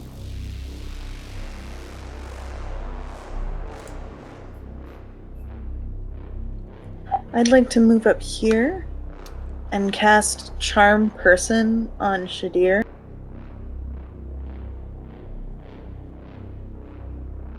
Okay.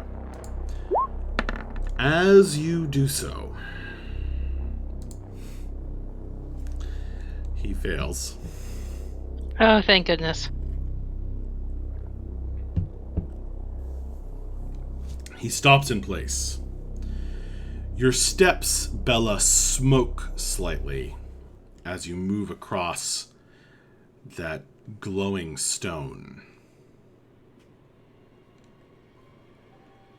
And then something erupts from beneath the earth.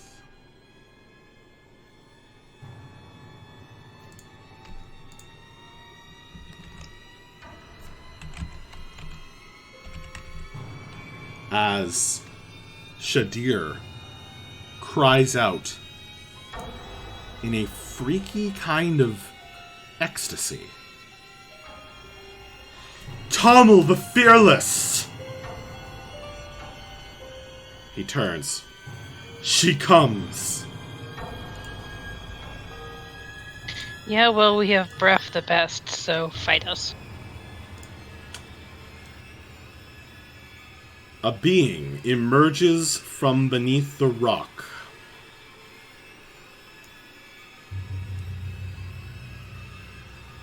She is tall, powerful looking. She carries a tremendous two-handed hammer. Her features are stony. And she is over 10 feet tall. She looms over you, Bella. And she says, "Who dares? Who dares interfere with the riches of Tamil the Fearless, Khatun Zafara Ayil Jin Zarain?"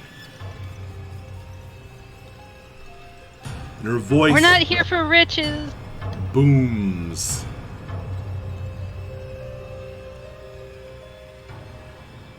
She says, "The price of your insolence is death."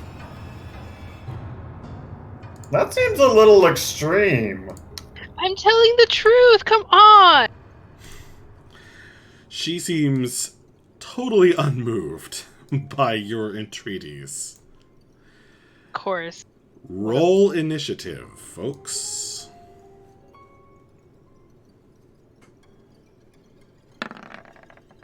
Don't forget to click on your token. And I almost didn't, and then I remembered it, and I'm very proud of myself. The only time this is going to happen.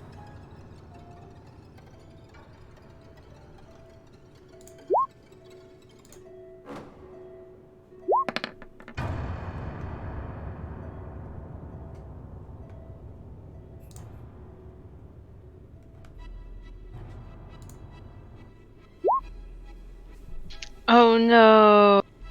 Oh, Bella. Yeah, this is gonna suck. This sure is a night, huh? I don't know what's going on with the rolls here, guys. Yeah, it's just sucky luck for everyone, I guess. It's about to turn around. It better.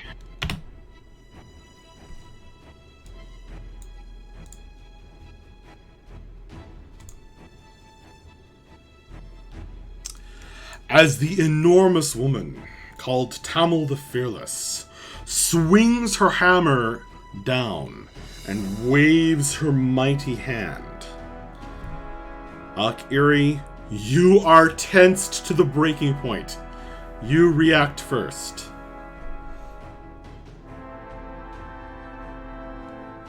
I'm gonna guiding bolt her to the. You bolted her to the something. It cut out right there. Guiding bolt her to the face. I kind of want to do a level 2, but we're just gonna do a level.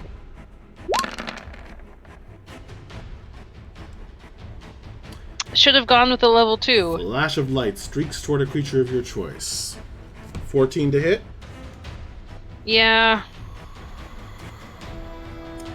The magic strikes her and shatters into fireflies. She laughs. That will get you nowhere, creature of Zhuork. And you're a bitch, but whatevs. Alright, that's my turn.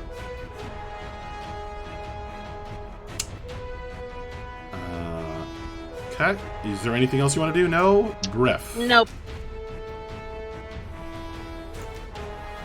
I kind of agree. You're not a very nice person. We're not here to steal your treasure. And I'm going to move here so I can be flanking with Bella. I'm going to go into a rage. And I'm going to attack 2 times. Schmacka with your hammer. It's a 24 to hit and a 20 to hit. Good lord. Those both hit. Your weapon crunches past her stony exterior. That's some good damage, bruv. Yep, so it's a total of 29 damage. And that will end my turn.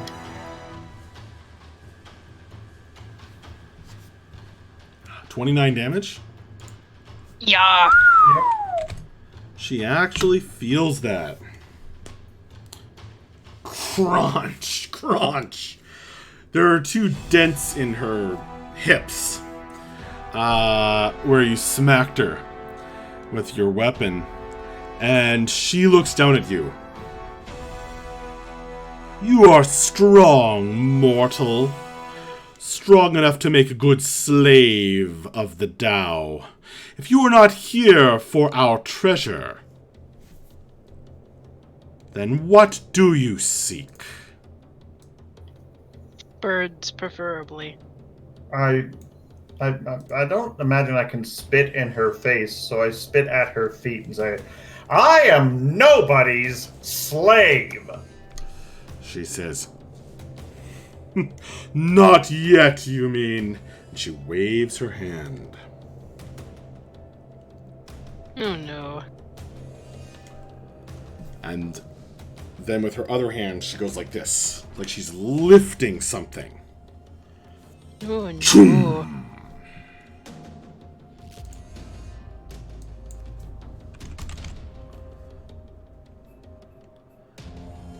And from beneath the earth,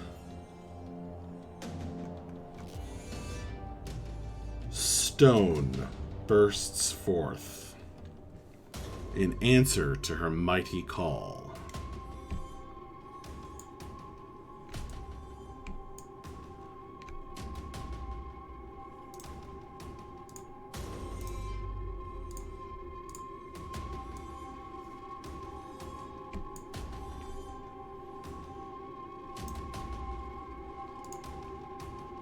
Hey, Bella.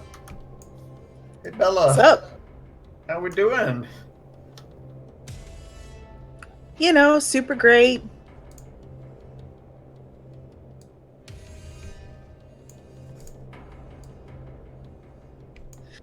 All right. Well, I guess it's just you and me and these buddies.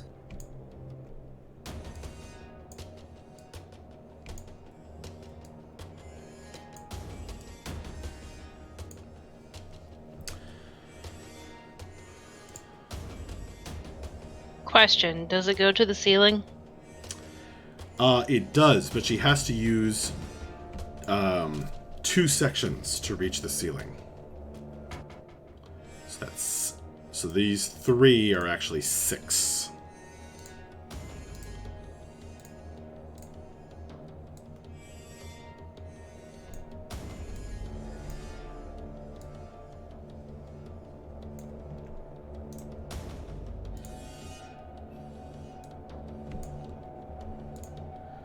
And that is actually, yeah, all 10. Because she has to use 2 each time. Alright. So this stone wall, in response to the mighty call of this Tao, bursts from the ground. And Shadir kind of stiffens as if tugged on a string and says, Behold the mighty power of the spirits of earth.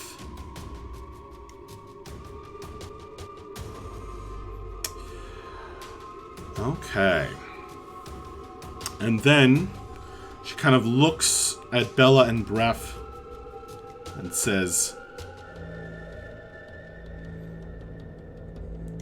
We will see how well you fight.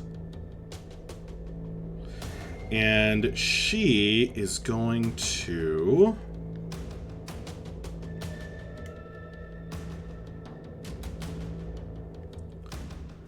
provoke an attack of opportunity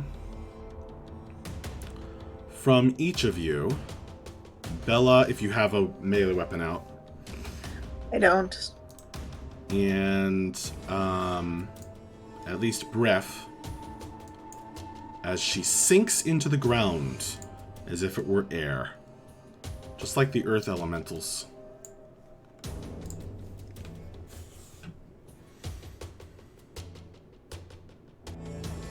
Do you want to make an attack opportunity, Breath? Yeah, I have another reaction I can use, but I think I'll use it to attack. 13 more damage. Bam! She looks annoyed as her face slides below the ground. Okay. Cordy.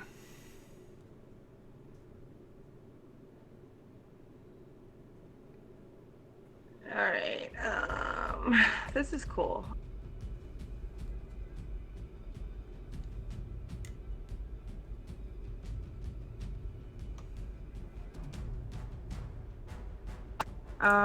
I guess, can I move myself, like, into this little, like, nook area? You can squeeze in there, yeah. And I think I'm gonna cast Thunderwave to see if I can break the wall. Oh, that's good. Could you please pop up the text of Thunderwave for me? Yeah, of course. Let me find it.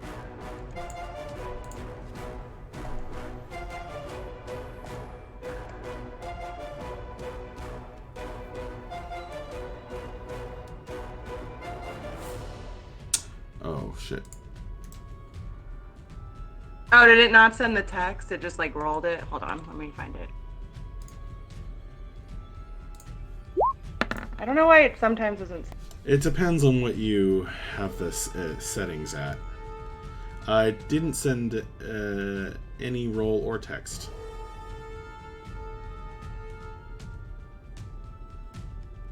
Did that work? That works. A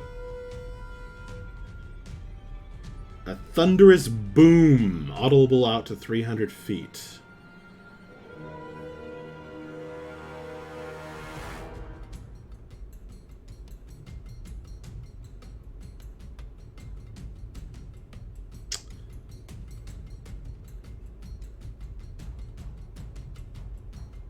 I wasn't sure if it would maybe push the walls. I'm not sure, though. That's kind of... It doesn't say anything about, like, stone. I wasn't sure if they count as, like, an object that could maybe be pushed. Like, with... Unfortunately, the stone walls are secured.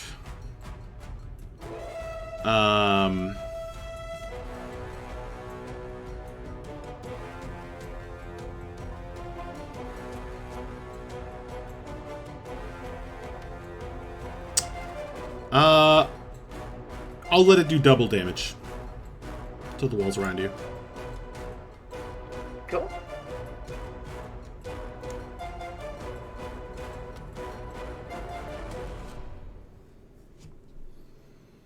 Of course, that will hit Mavra as well. So, Mavra, you gotta make a save.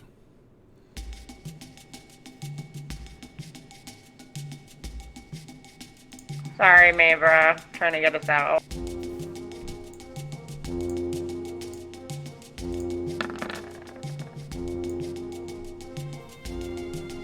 She's probably fine. I don't know what... Does it do half damage on a save? Or... No, she's not pushed. I'm not sure. Which one is it? On a success, the creature takes half damage and it is not pushed.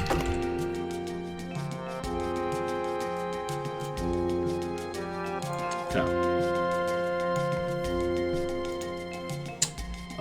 How much is your damage after doubling?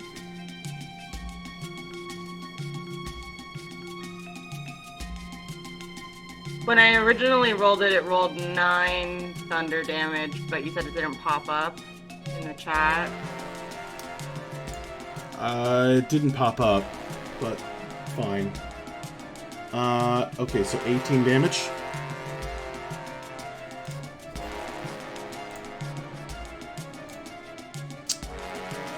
That is so annoying. Alright. Very nice.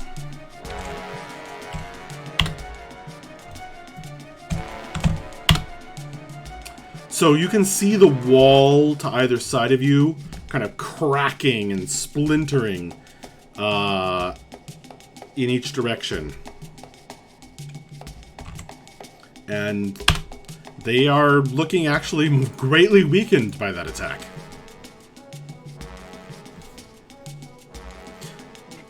Alright, if that's the end of your turn, then Mavra. Actually, wait. Before Mavra goes, that loud boom rockets out, doesn't it? Yes, it's very loud.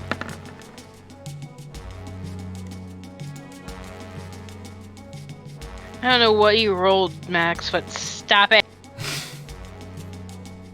It's not nice. Stop stealing the good roll.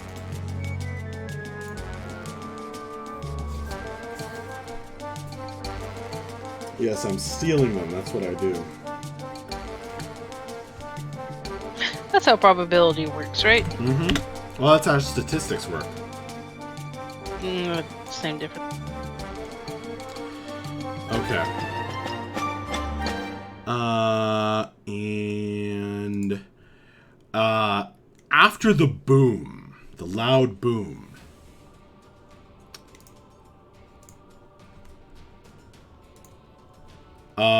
the Tamil's voice, the woman's voice, kind of rockets out.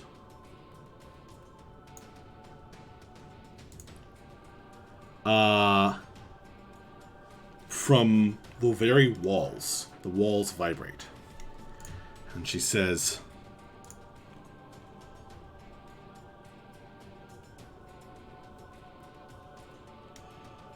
"Forgotten one, send my treasures on to the scorching mountain, now!"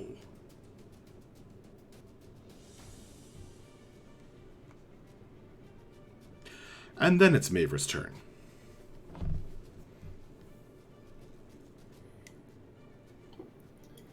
Okay. I want to come down here and hit the wall in front of Cordy. The one that's damaged? It's quite clearly got cracks in it. Yes. Alright, make an one. attack roll.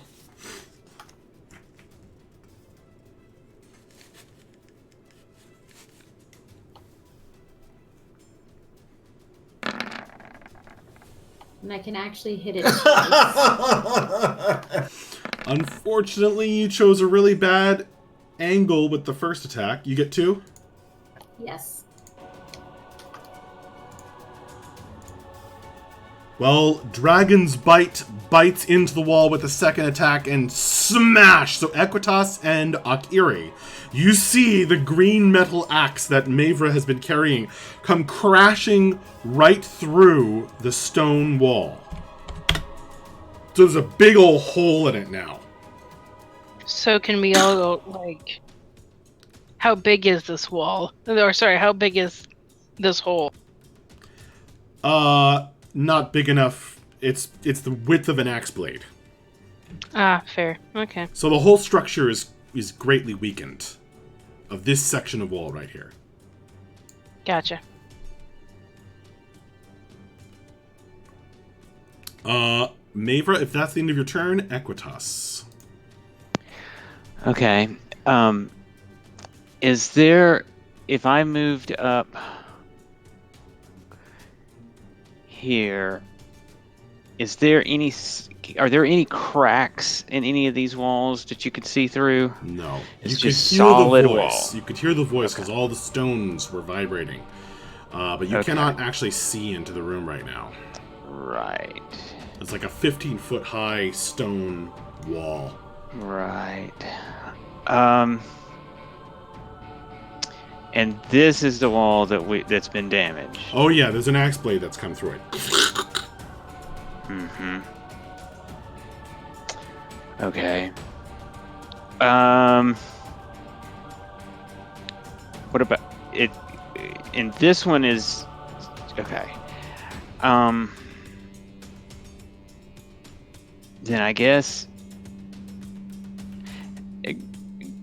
Okay, so this wall is the wall that both Mavra and Cordy have been working on. Is that correct? Yeah, this one. Okay. This one has taken a lot of damage from just Okay. Cordy. Okay. All right. That was my big question. Okay. So then I'm going to Eldritch Blast this one. Make an attack roll. Yeah, I'm trying to decide whether I want to do both beams or not. 21 to hit with 12 damage. That's a hit, and that is just barely enough damage to completely destroy that section of wall. Good. So that means that Cordy and Akratos and Akira, you can kind of see into that room again. Cool. Then I'm going to finish moving. Let me get my ruler out.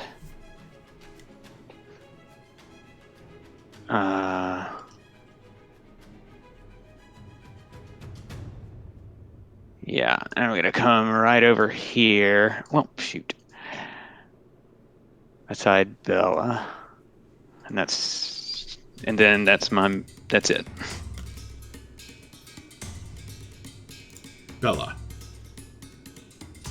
Oh, finally. All right. Well, in absence of her, now, so I had that charm person that he failed the save on. Has there been any, like, glint of anything in his face in response? You know that the magic worked. Okay. It's somewhere between life and death, partially affected by both charm spells and turn undead spells. Very weird.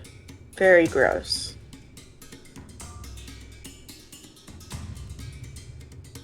Sorry, please ignore that. I clicked on act. Okay.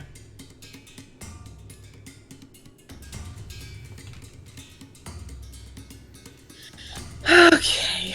I'm going to get out my longbow and ready an action to shoot at her if she comes into sight and is,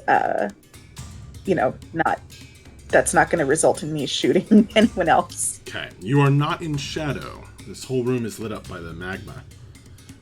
I know, that's okay. Letting you know. All right, you have a ready to action. Let's put a marker on you to remind us. And Akiri, top of the round.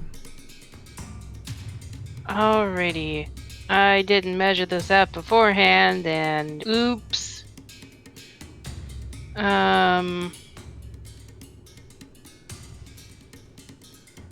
should have said that squeezing through that space is going to be difficult terrain. Okay. That's okay. Then she's gonna pop out right behind Bella, I guess. Seems reasonable. And Akiri is going to cast Spirit Guardians.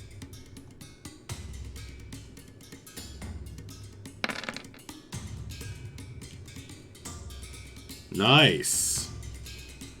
And of course, you guys, it didn't. By the way, you can click on the gear on all your spells and go in and check the box that makes the text pop up, as well as your rolls for it.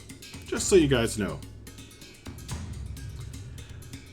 But you don't have to worry about that at this moment. So Spirit Guardians happens, and it's going to slow and damage enemies that get within 15 feet of you. Yep. And everyone, including Shadir, is whitelisted, except for big ol' large and in charge, I guess. Okay. Okay. Also, her spirit guardians look like hummingbirds. In Nice. case So you're anyone surrounded wanted by to know. glowing hummingbirds. And chalices. Yes. Drunk hummingbirds. Breath.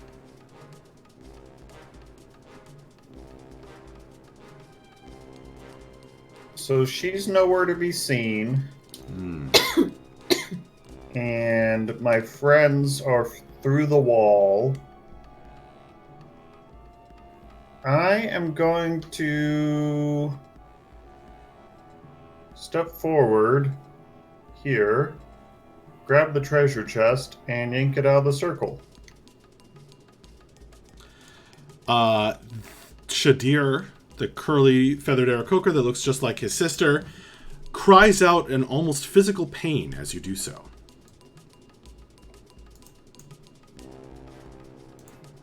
No! Yes! And that will be all I do. Okay. Mavra, the stone statue that none of you have been paying much attention to animates, swoops down the hall, and comes at you with horrible claws outstretched.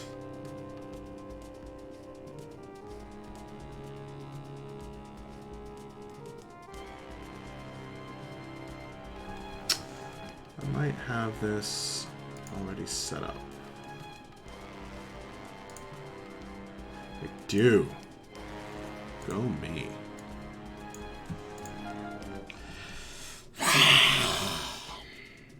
So it's going to try and bite and claw you with its stone appendages. That will be a 19 and a 16 to hit.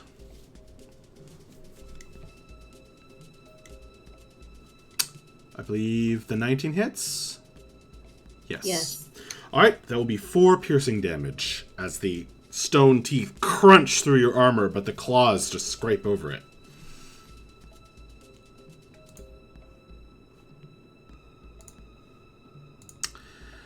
A voice from the stones cries out,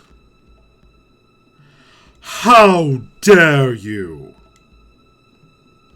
And from below the ground,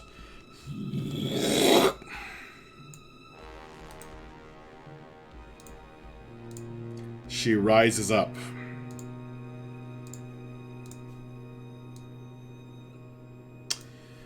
She has reach with her enormous hammer. And with her maul. So she is actually going to spend... She gets 2 maul attacks. She's going to spend 1 smacking the chest and knocking it back into the circle. All in one. And she's going to swing around with a second and bring this enormous flat stone hammer down on Breath. Let's see how that goes. She gets a 24 to hit. Good grief. Boom! That is a hit. You have just been hit by a hammer as big as you, or almost as big as your torso, Breath. You are going to take 19 bludgeoning damage and make a strength check as the enormous weight of it. Remember those slingshot stones?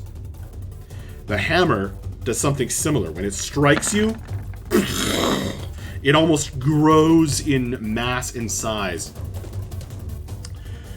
You did made a strength check.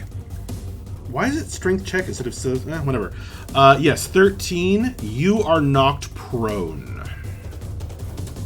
Dang it.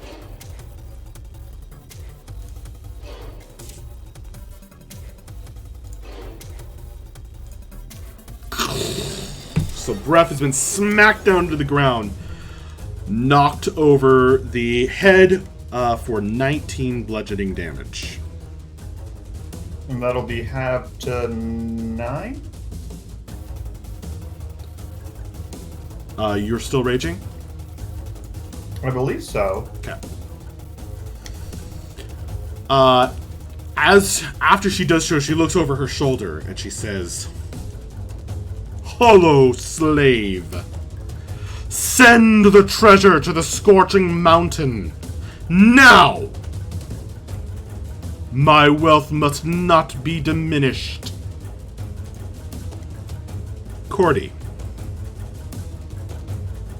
Alright, I want to move... Okay, your first square will be difficult because you have to squeeze through there. That's fine. I'm not moving very far. I just want to move there. And I would like to cast Ray of Enfeeblement on her. Ooh, good one. Alright. Is that an attack roll? I don't know how that spell works. I sent it. It's a ranged spell attack. Great. Go for it.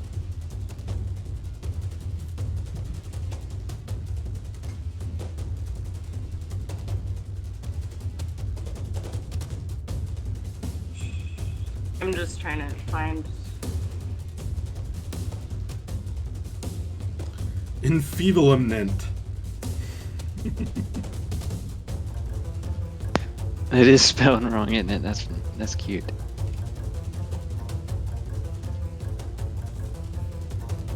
Am I like missing how to do a thing in Roll20? Am I just like stupid? Is it not in your attack, their little attack box? It's not. Is there just a way just to do... If you click on it in your spell list, I think it'll do it also. I did that and it just popped up what it Oh, is. and that's what it did? You should be able to just make a spell attack roll. I mean, you know your spell attack bonus, so you can just roll a d20.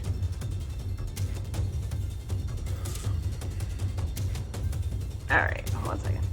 I'm sorry. It's okay.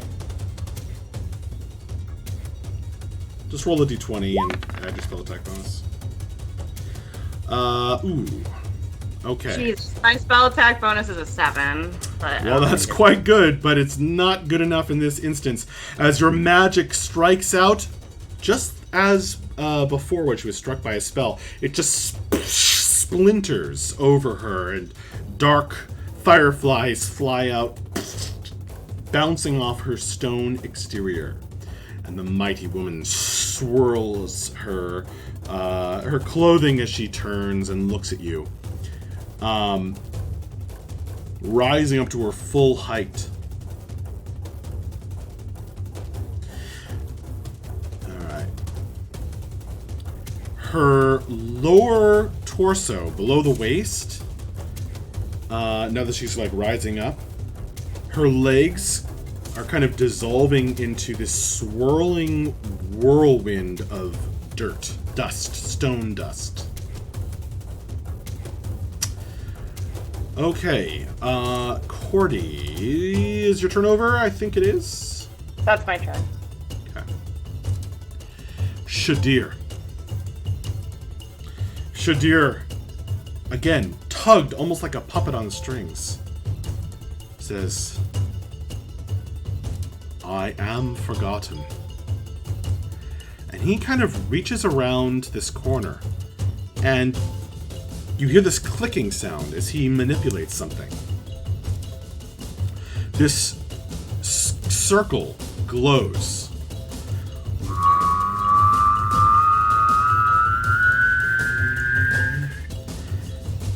And in a flash of light, it almost looks like everything inside the runic circle, it almost looks like it's melting down, except really it's teleporting.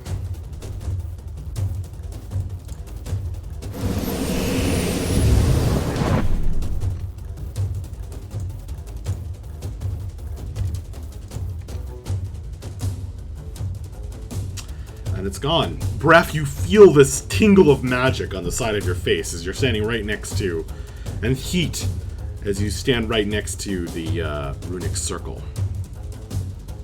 There's another series of clicking sounds from where Shadir stands, as he says, "I have reset it, my lady. None can follow except as you will it." And she nods. Mavra. I'm gonna hit this gargoyle twice. Okay.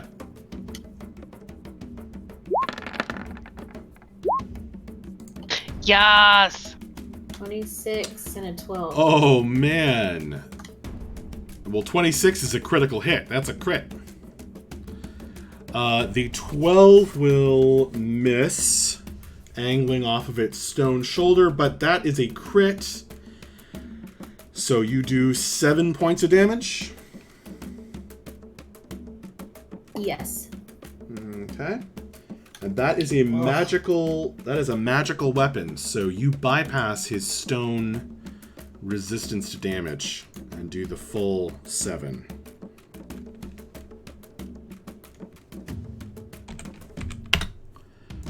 So he's got a cracked gargoyle horn now.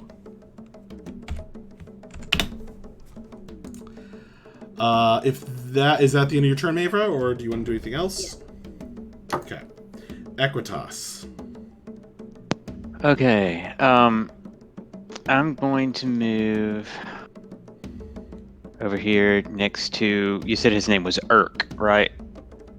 Yeah. He is pretty much crouching down and shivering despite the heat in this room.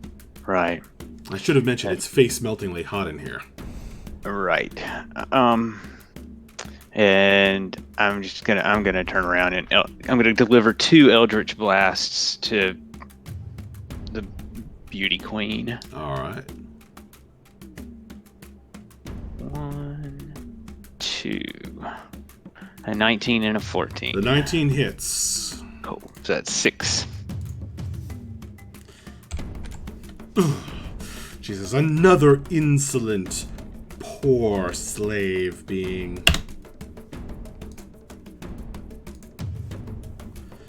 All right, Bella. All right, I'm gonna do the thing that I forgot to do and hit her with my arrow. Yeah, you forgot to trigger your Yep. ready to attack. Also, because I also forgot this, is she within 15 feet of me? Yes. Then she would take Spirit Guardian damage. Okay. I missed her, and I guess I'll Roll move. again, Bella, because you had a ready to one as well.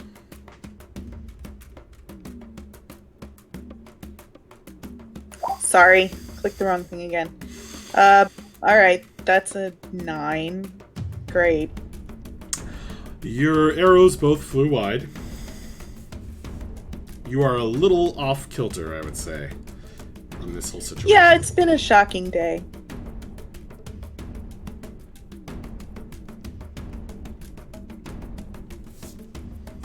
And do you want me to re-roll Spirit Guardian damage, or just the first one that I rolled next? You would only roll once. Cool. She takes 9 radiant damage. Automatically? Well, yeah, because she's in my radius. Oh, okay, there's no save. Let's find out.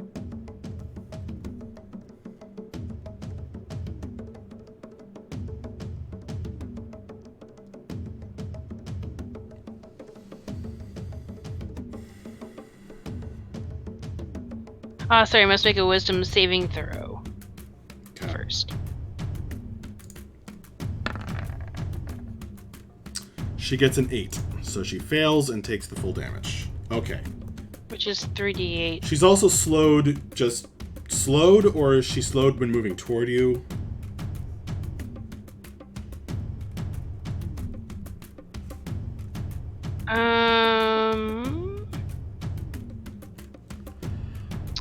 That's a good question. It's I your think turn, they are. Valkyrie.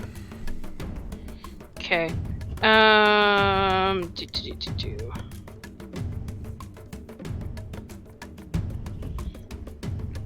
It says an affected creature's speed is halved in the area. But sorry. Anyways, gonna hit her in the face with another guiding bolt, I guess. Okay.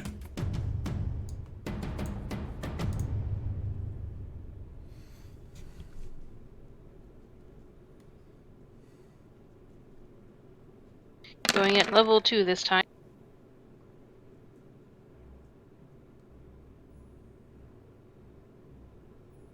With a 20 to hit. That's a hit. She takes 17 damage. Nice. Nice.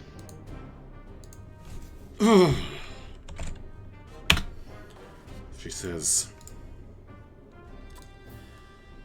"The ones who pay for your kind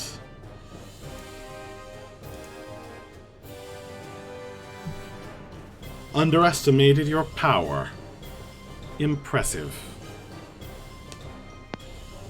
Nobody paid for us. No one paid for you, Equitas. Kiri. Oh, I get it now. Well, that's mean. And then Akira is going to move there, and that's the end of my turn. I know, she's a jerk. I don't like her.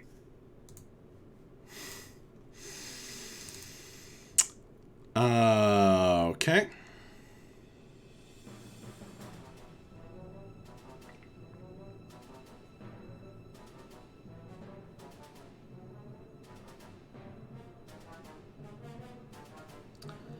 If that's the end of your turn, Breath.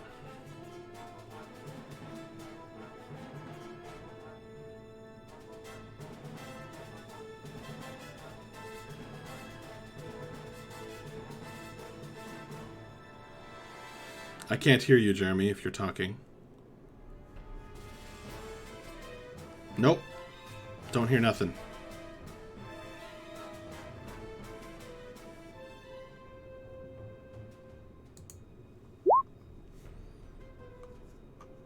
Something has gone wrong with the sound system. In the meantime, I'm assuming he moves up and hits her. Okay. Half movement to stand up, step next to her, attack recklessly twice. Got it. Thank you for typing that out.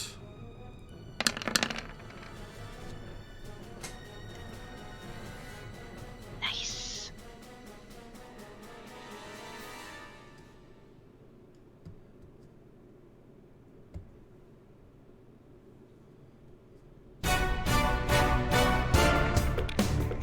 You were laying the hurt on her, Jeremy. That's insane. That is insane. Both attacks hit. 27 damage total. Boom. Badass. She is... Cracks are appearing in her stone exterior. And she turns around and she says, "You are the strong one."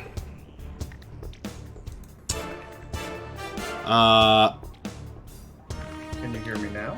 I hear you. Yay! It sounds like you might be kind of low. Say something else. Testing. Yeah, you're a little Yeah. quieter than normal. Yeah. Interesting. I wonder if it switched to my computer mic. I'll Maybe. mess around. See what I can figure out. The gargoyle attacks Mavra furiously. 1 hit for 7 slashing.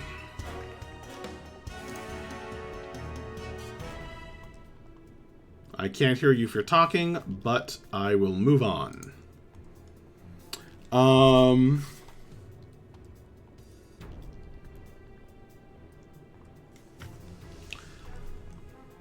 Okay. This woman has weathered crazy amounts of damage from you guys. She says,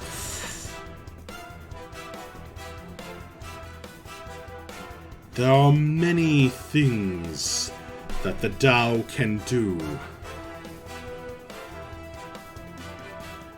But now is not the time. The Hollow One and all the Netheros will pay handsomely." And she swings at Akiri twice.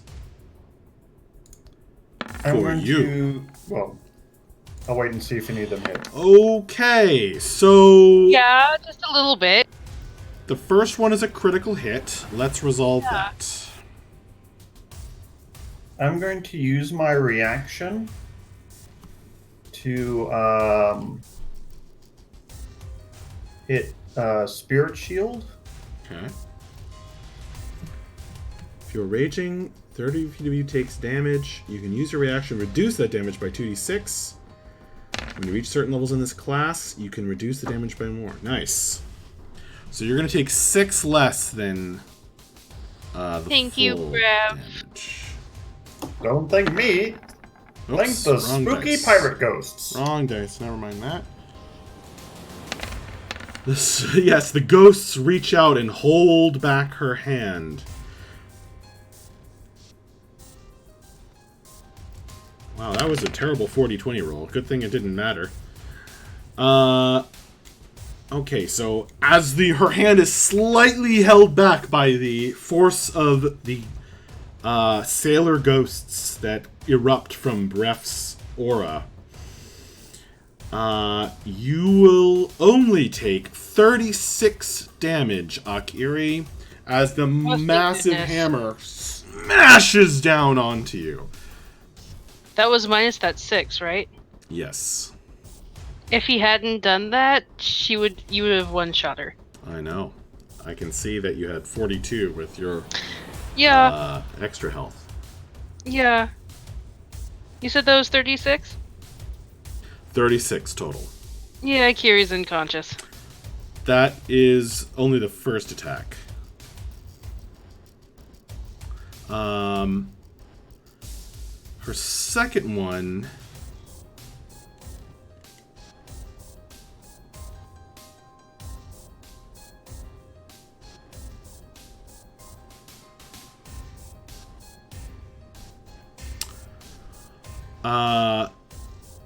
she will use to put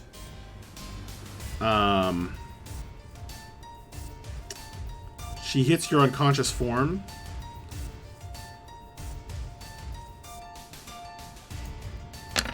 and it's going to put 2 strikes on your death saves. Okay. Bam! Bam! Smashing Akiri into the floor. Oh, and Spirit Guardians drops too. Mm-hmm. She shakes her shoulders. I have fees to collect. And so... you... and I are done for now. And she'll provoke from breath as she sinks into the floor. I've already used my reaction. Okay.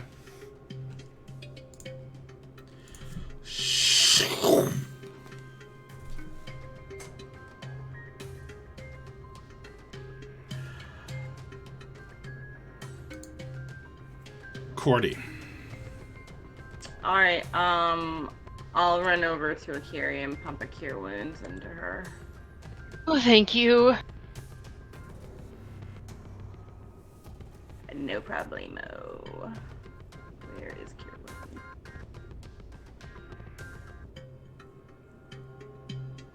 $11 healing. Well, it's 11 more than I. Akira, you come to consciousness. No. I really don't like her, guys. That's my turn. Shadir stands solemnly regarding all of you. Does nothing. Mavra. I'm gonna keep attacking the gargoyle. You got it.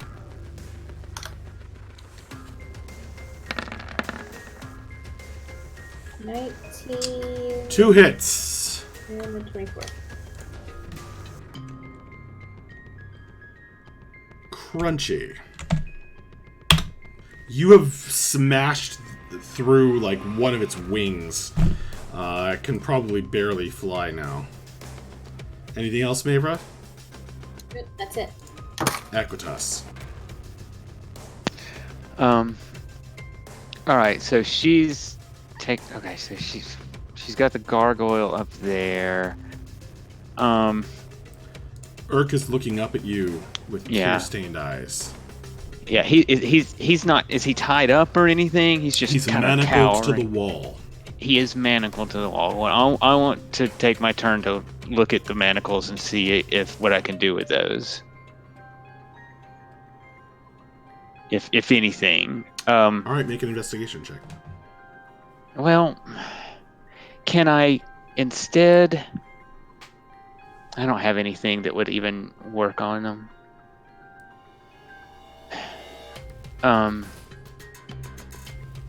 Okay, I'll make an investigation check. I don't know. Yeah. Oh, that was obviously the right call. Oh no, he's manacled to the wall. Yep. Sorry, bud. We'll get you out of here. I promise. Okay, guys, new plan. No more natural ones. Unless it's Max. Well, why didn't you say that sooner? Yeah, could have used that. And I guess I don't know. I kind of want to stay where I am and kind of. I'm just gonna stay where I am. You got it. Bella. All right. I really need to get talking to little blue guy. So I'm gonna walk over here and I'm just gonna kind of reach out my hand and see if he'll let me take his arm.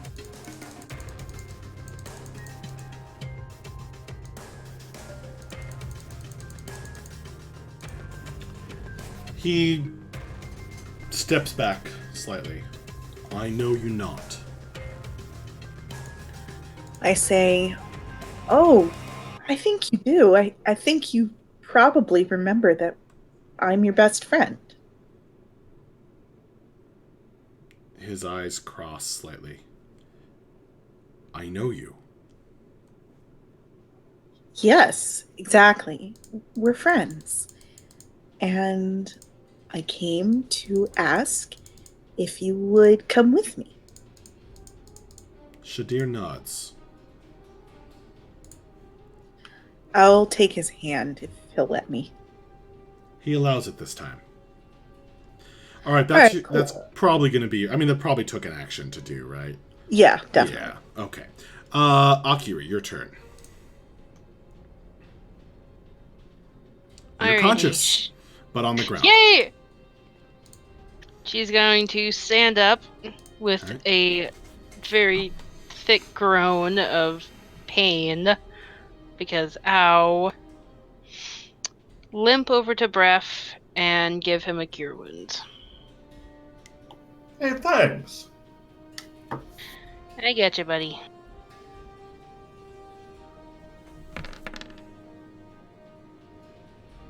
Have 14 points of healing. Bref's turn.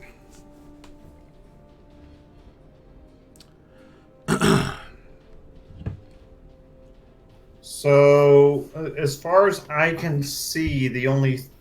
I mean, I can't see the gargoyle even. No, but you can hear the combat. Yeah. I'm wondering if Shadir is going to try and make a break for it. He is currently holding Bella's hand and staring at her with a blank stare. There's more in this little nook, by the way, Bella, which I have now revealed. Yeah. So I guess in this case, I would probably... Let's see if I can reach it. 5, 10, 15, 20, 25, 30...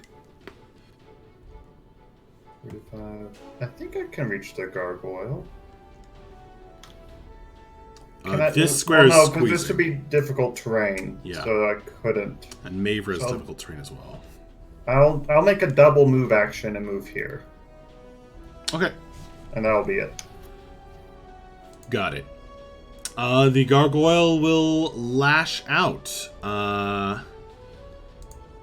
He's going to strike at Mavra again.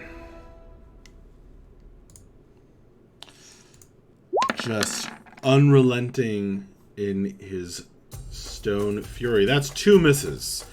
Just scraping sparks off your armor, Mavra.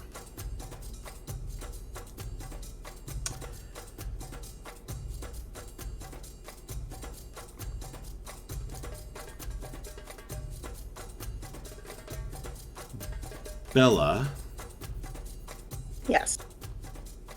Shadir goes limp.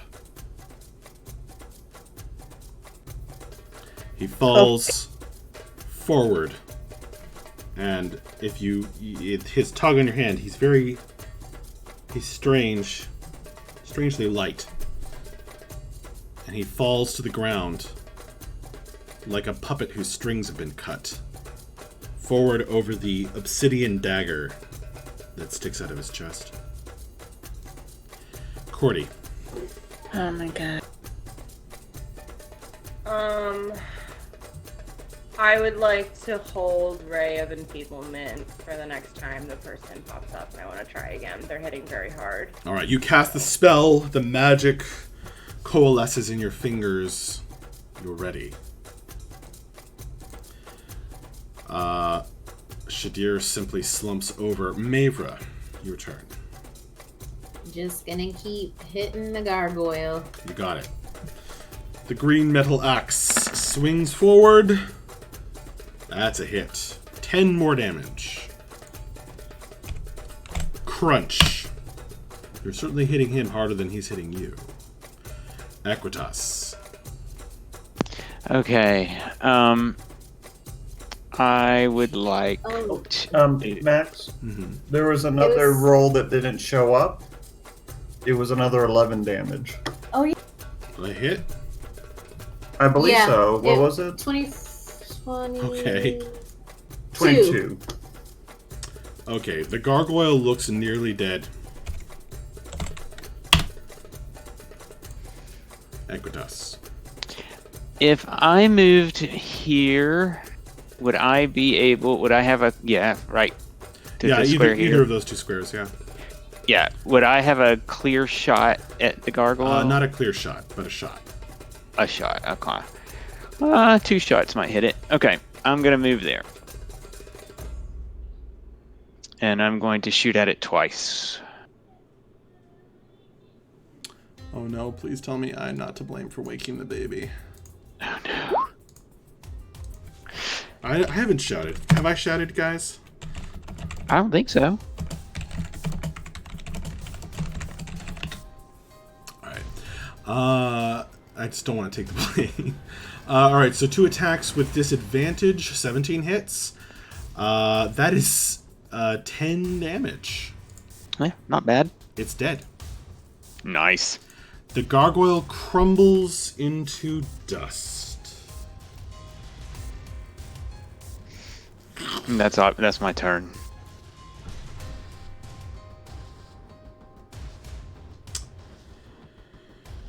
Well then. Moments pass. And you begin to realize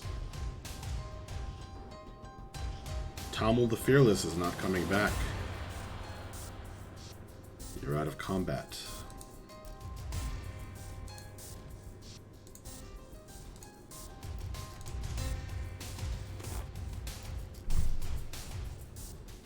What would you guys like to do? I'm gonna come back. Akiri. Sorry, ahead. Akiri's No, yeah, gonna, you go ahead. Gonna freak the freak out real quick. And rush down to Shadir. And we're gonna try something. I don't know if it'll work, but we'll try. She's going to pull out she's going to pull out the diamond that she just got from the treasure pile, and is going to attempt to cast Revivify on her brother. Alright. Are you doing anything else? Or just casting the spell? Can I pull the dagger out of him first? Thank you. Can. Urk is looking up at you with fear breath and your similar weapon. Hi, do you know Akiri? He nods. Yeah, I'm walking back down there to him. Akiri, you pull the dagger out, you pull out the diamond, and it melts in your hand as you call forth its power and cast your spell. Go ahead and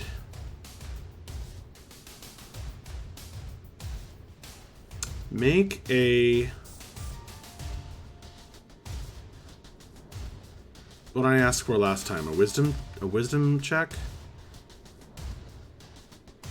I think so. Or your caster level check? I don't know. The last time she tried to do it on a hollowed person, I think it was like a spell attack, actually. Okay, make a spell attack roll. You're basically attacking the strange poison that was emitted from the obsidian dagger. So a d20 plus my Oh, diamond's worth 300 gold. The one you're holding isn't enough. You need the other 2 diamonds as well. Okay. Here, if you tell somebody, we'll probably go get it. No, because we divided it up. We pulled them out of our respective packs. Oh, that's right. That's right. Yeah. So yeah, she'll call, be like, guys, help! I need diamonds! I need diamonds! When she yells that, Urk looks up. Diamonds?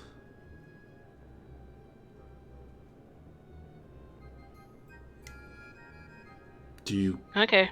guys respond to her? Yeah, I'm gonna say yeah. She needs diamonds. I think she's trying to get Shadir back, and she can use a diamond or 2 or a few to do that. Urk says, she has to help him remember. Okay. I'm gonna come down and tell Akiri that Urk said that he has to remember.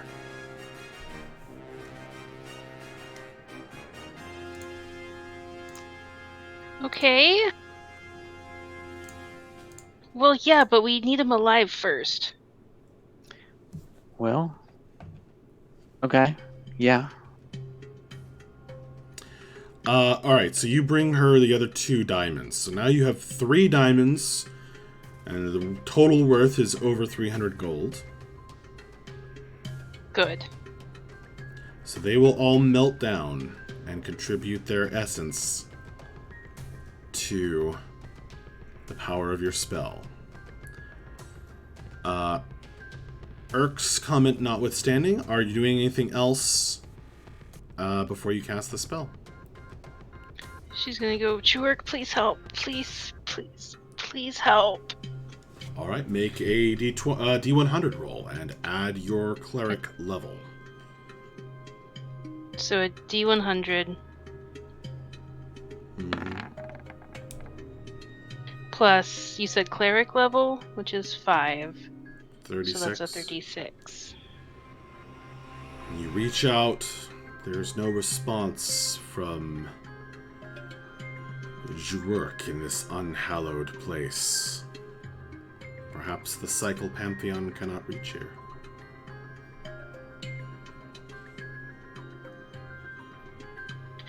And then she's going to cast Revivify. And to do that, you said roll a d20 plus spell attack. Yes.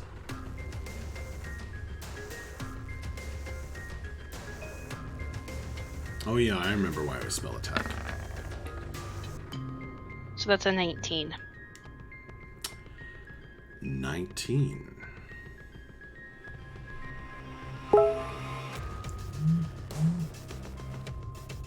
As if suddenly gaining weight, Shadir kind of spreads out further, collapses deeper into the floor.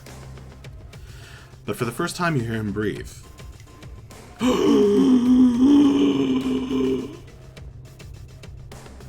He's still lying unconscious on the ground. Then she's going to pump a level 2 Cure Wounds into it. His eyes flutter.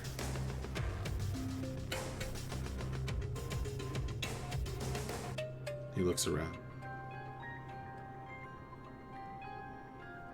And she's going to give him the biggest hug she possibly can.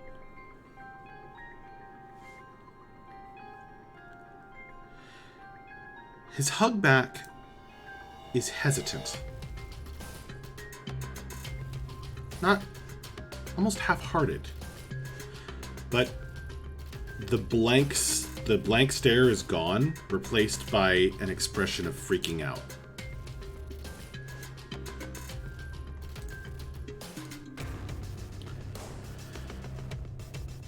Okay. Let me describe what's in this little nook. On this wall is another set of metal runes on tracks.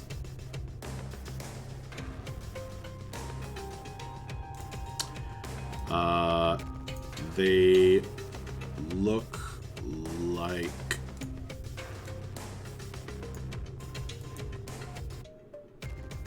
that.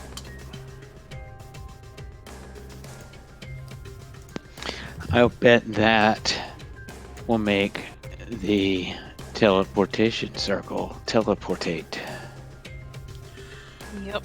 Over here, in this corner, is a book. A weird book. In a corner that's covered in reddish mold.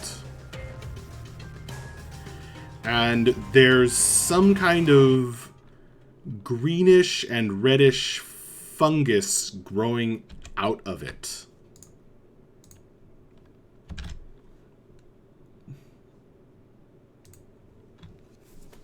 Weird. Cordy, come here. We got more shrooms. Okay. I guess I'll move over. And I don't want to touch anything, but I'll look. You feel a strong pull from the fungus that grows out of half of you. A great desire for this tome. I'm gonna be real with you guys. I super duper duper want to pick up the book. Is it like in a good way or a bad way? I just think feel the like that's book an is important real cool. The book is like super cool, and I really think I want to pick up the book. Cordy. Man, I I think we should- empathize. But I think we don't want to do that. Nikiri doesn't really care at the moment. I mean, We could get you a lot of other books that aren't cursed with tentacles. Yeah. I don't want to touch the book, but I just want to reach my hand towards it. Does it react to me doing that? The russet mold recedes from the book as you reach toward it. It's still covering the walls and floor in that corner. And you feel like the fungus on your face, like almost like angle toward it, like plants to sunlight.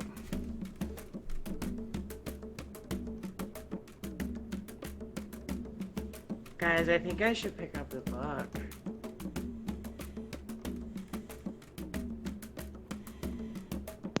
I really don't think that's a good idea. Man, Equitus is really thinking about just kind of shooting it. That's probably one of the worst ideas we have at the moment. Because I'm not sure what Accordia would do if that happened.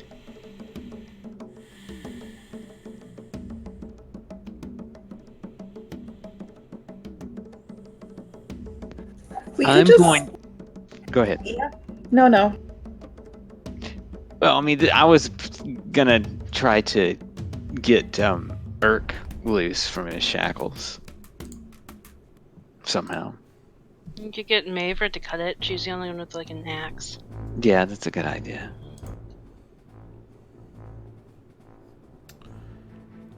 Maver, with your dwarven knowledge, it would be a relatively simple matter to cut through the weakest link and release the poor boy. I can do that.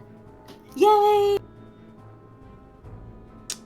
Alright, so she's banging on it, clang, clang, chopping through the chain. Her magical axe is made of sterner stuff than the manacle attached to the wall.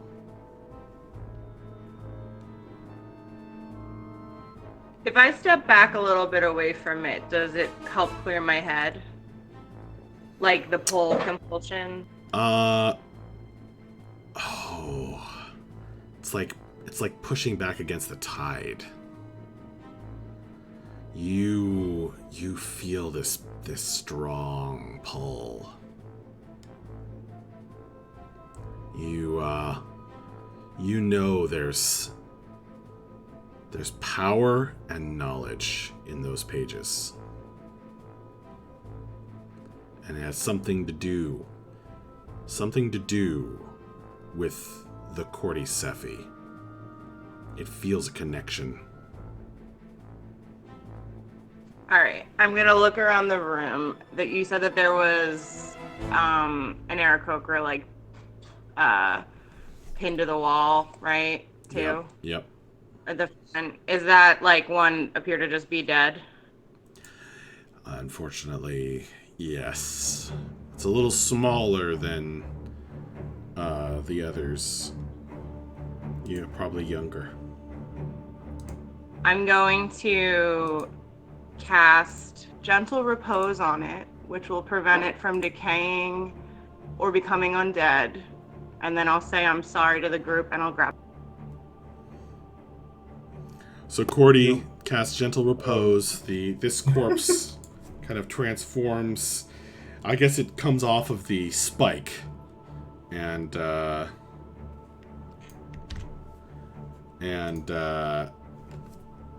just kind of folds its arms and just kind of maybe is a little bit less of a disturbing sight. And then while you guys are distracted, she runs forward and grabs this tome. Cordy. The pages flip and flutter. And words emerge from the book, hanging in the air, writ by spores that come from both the book itself, the pages that flutter in your fingers, and your own body, uniting. Freaky. There are tendrils of fungus that stretch down from you and attach to the fungus growing out of the book.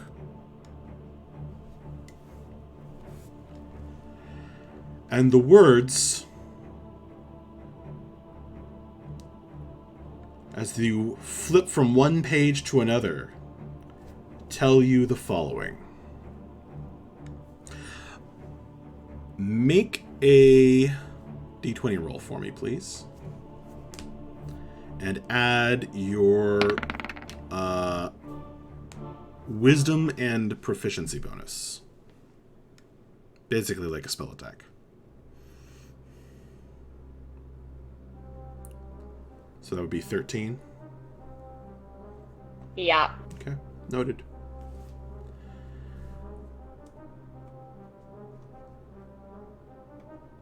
Okay. This book contains the legend of Varankana. And I promise we're about to wrap up, everybody. Varankana was a prince of olden days, a mighty warrior and clever spellcaster who wore a cape of forgotten thoughts. He set out to slay the obscure, one of the Dark Six, who had stolen the soul of Enheduanna, his poet, ladylove, and a warlock of great power. And as these words are formed in the air by the spores, they begin singing the words for all to hear in a language that you all understand. It feels like your native tongue.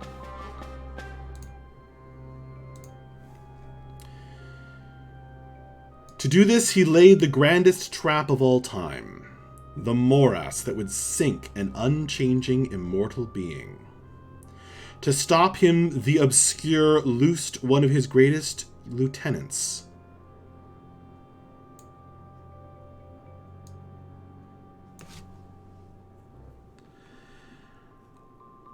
Wendras, champion of the Black, of the Umbral Knights upon the world.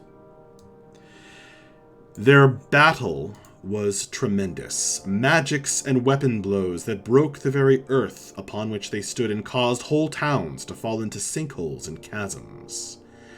Deaths of armies and summoned monsters followed, but in the end, Prince Varankana was victorious. He declared that life would sprout from so much death, and it came to be that greenery grew where they broke the earth. But the obscure was far from done. Opening a terrible passageway from the eternal astral plane of the mind to the material plane of existence, the godlike being came to Varankana, where he stood exhausted from calling forth life to defeat Wendras. Give up, mortal, the never-before-seen obscurity rumbled. Enheduanna's soul is mine, and her poetry shall grace my dark halls forevermore. Else I shall destroy thee where thou standst, powerless. But Prince Varankana smiled through the pain and tears. Nay, Dark One, for you have already fallen into my trap. Thy gait was the brush, and the life here the paint. Now it shall cover thy canvas, unmaking thee for all time. The prince opened his mouth to speak again, and he spoke nothing, and his words were nothing. And nothingness was unborn from the nothing he spoke, and the nothingness was a great ritual of unmaking. This was the first time such a ritual had been performed since the beginning of existence. Shocked, the obscure tried to flee, but it was already too late. The rot of the material plane had set in, as fungus grew over its dark form and that of Varankana itself. And in changing, both he and the god were unmade, as though they had never existed. Enheduanna returned to this plane and wrote this eulogy of her lost prince upon the ruins in the middle of the swamp. And once every 100 years, a void cap mushroom grows in that exact spot, as though the obscure were trying to return. But he never will, for nothing can undo the ritual of unmaking. And it is this power that the Blight tribe of Zuktmoy, ruler and queen of the 222nd layer of the Abyss, seeks. A power that will allow her to unmake her opponents and take control of all the blight upon the material plane.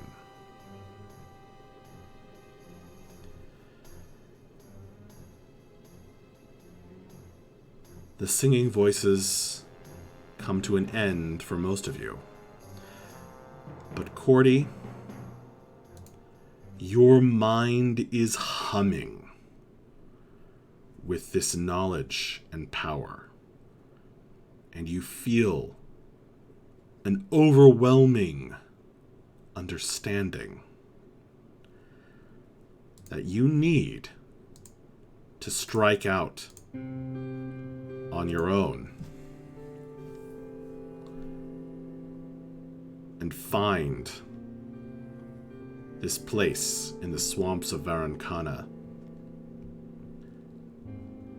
and find out what the Blight tribe is truly up to before it is too late.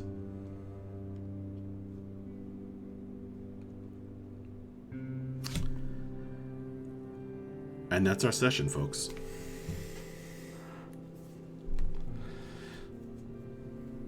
Whew. We didn't die! No! There was only one death this entire... No, there were 2 deaths. Well, congratulations on not And dying. a couple undead.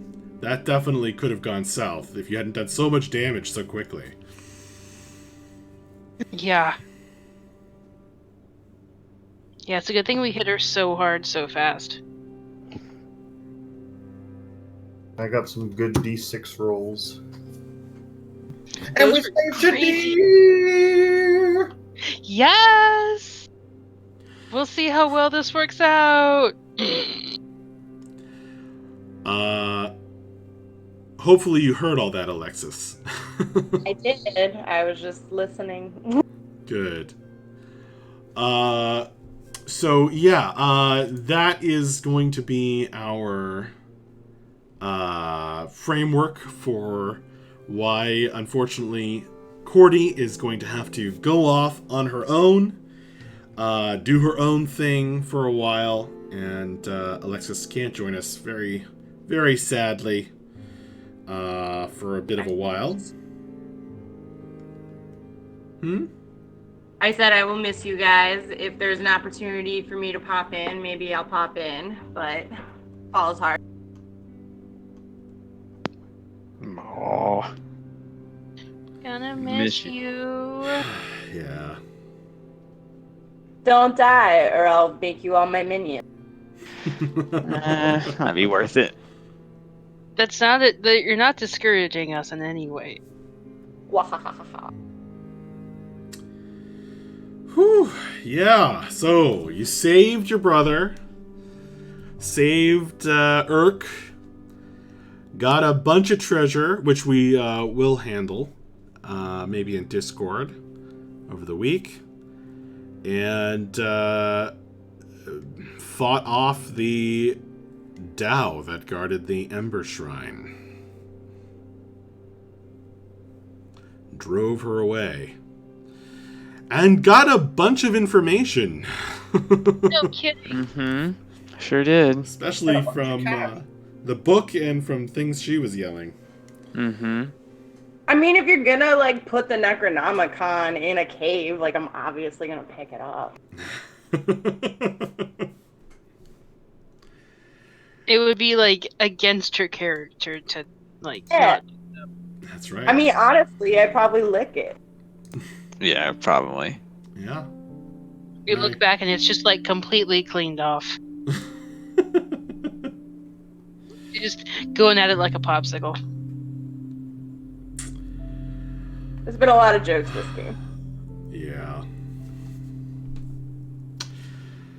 Oh man, that was a lot of fun. Thank you all for playing, for trying out my experimental online RPG puzzle format. That That was was fun. fun. I liked it. TM.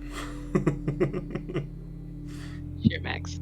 Good. I'm glad it was fun.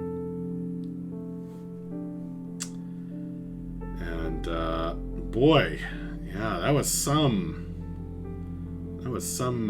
quick boss fight there.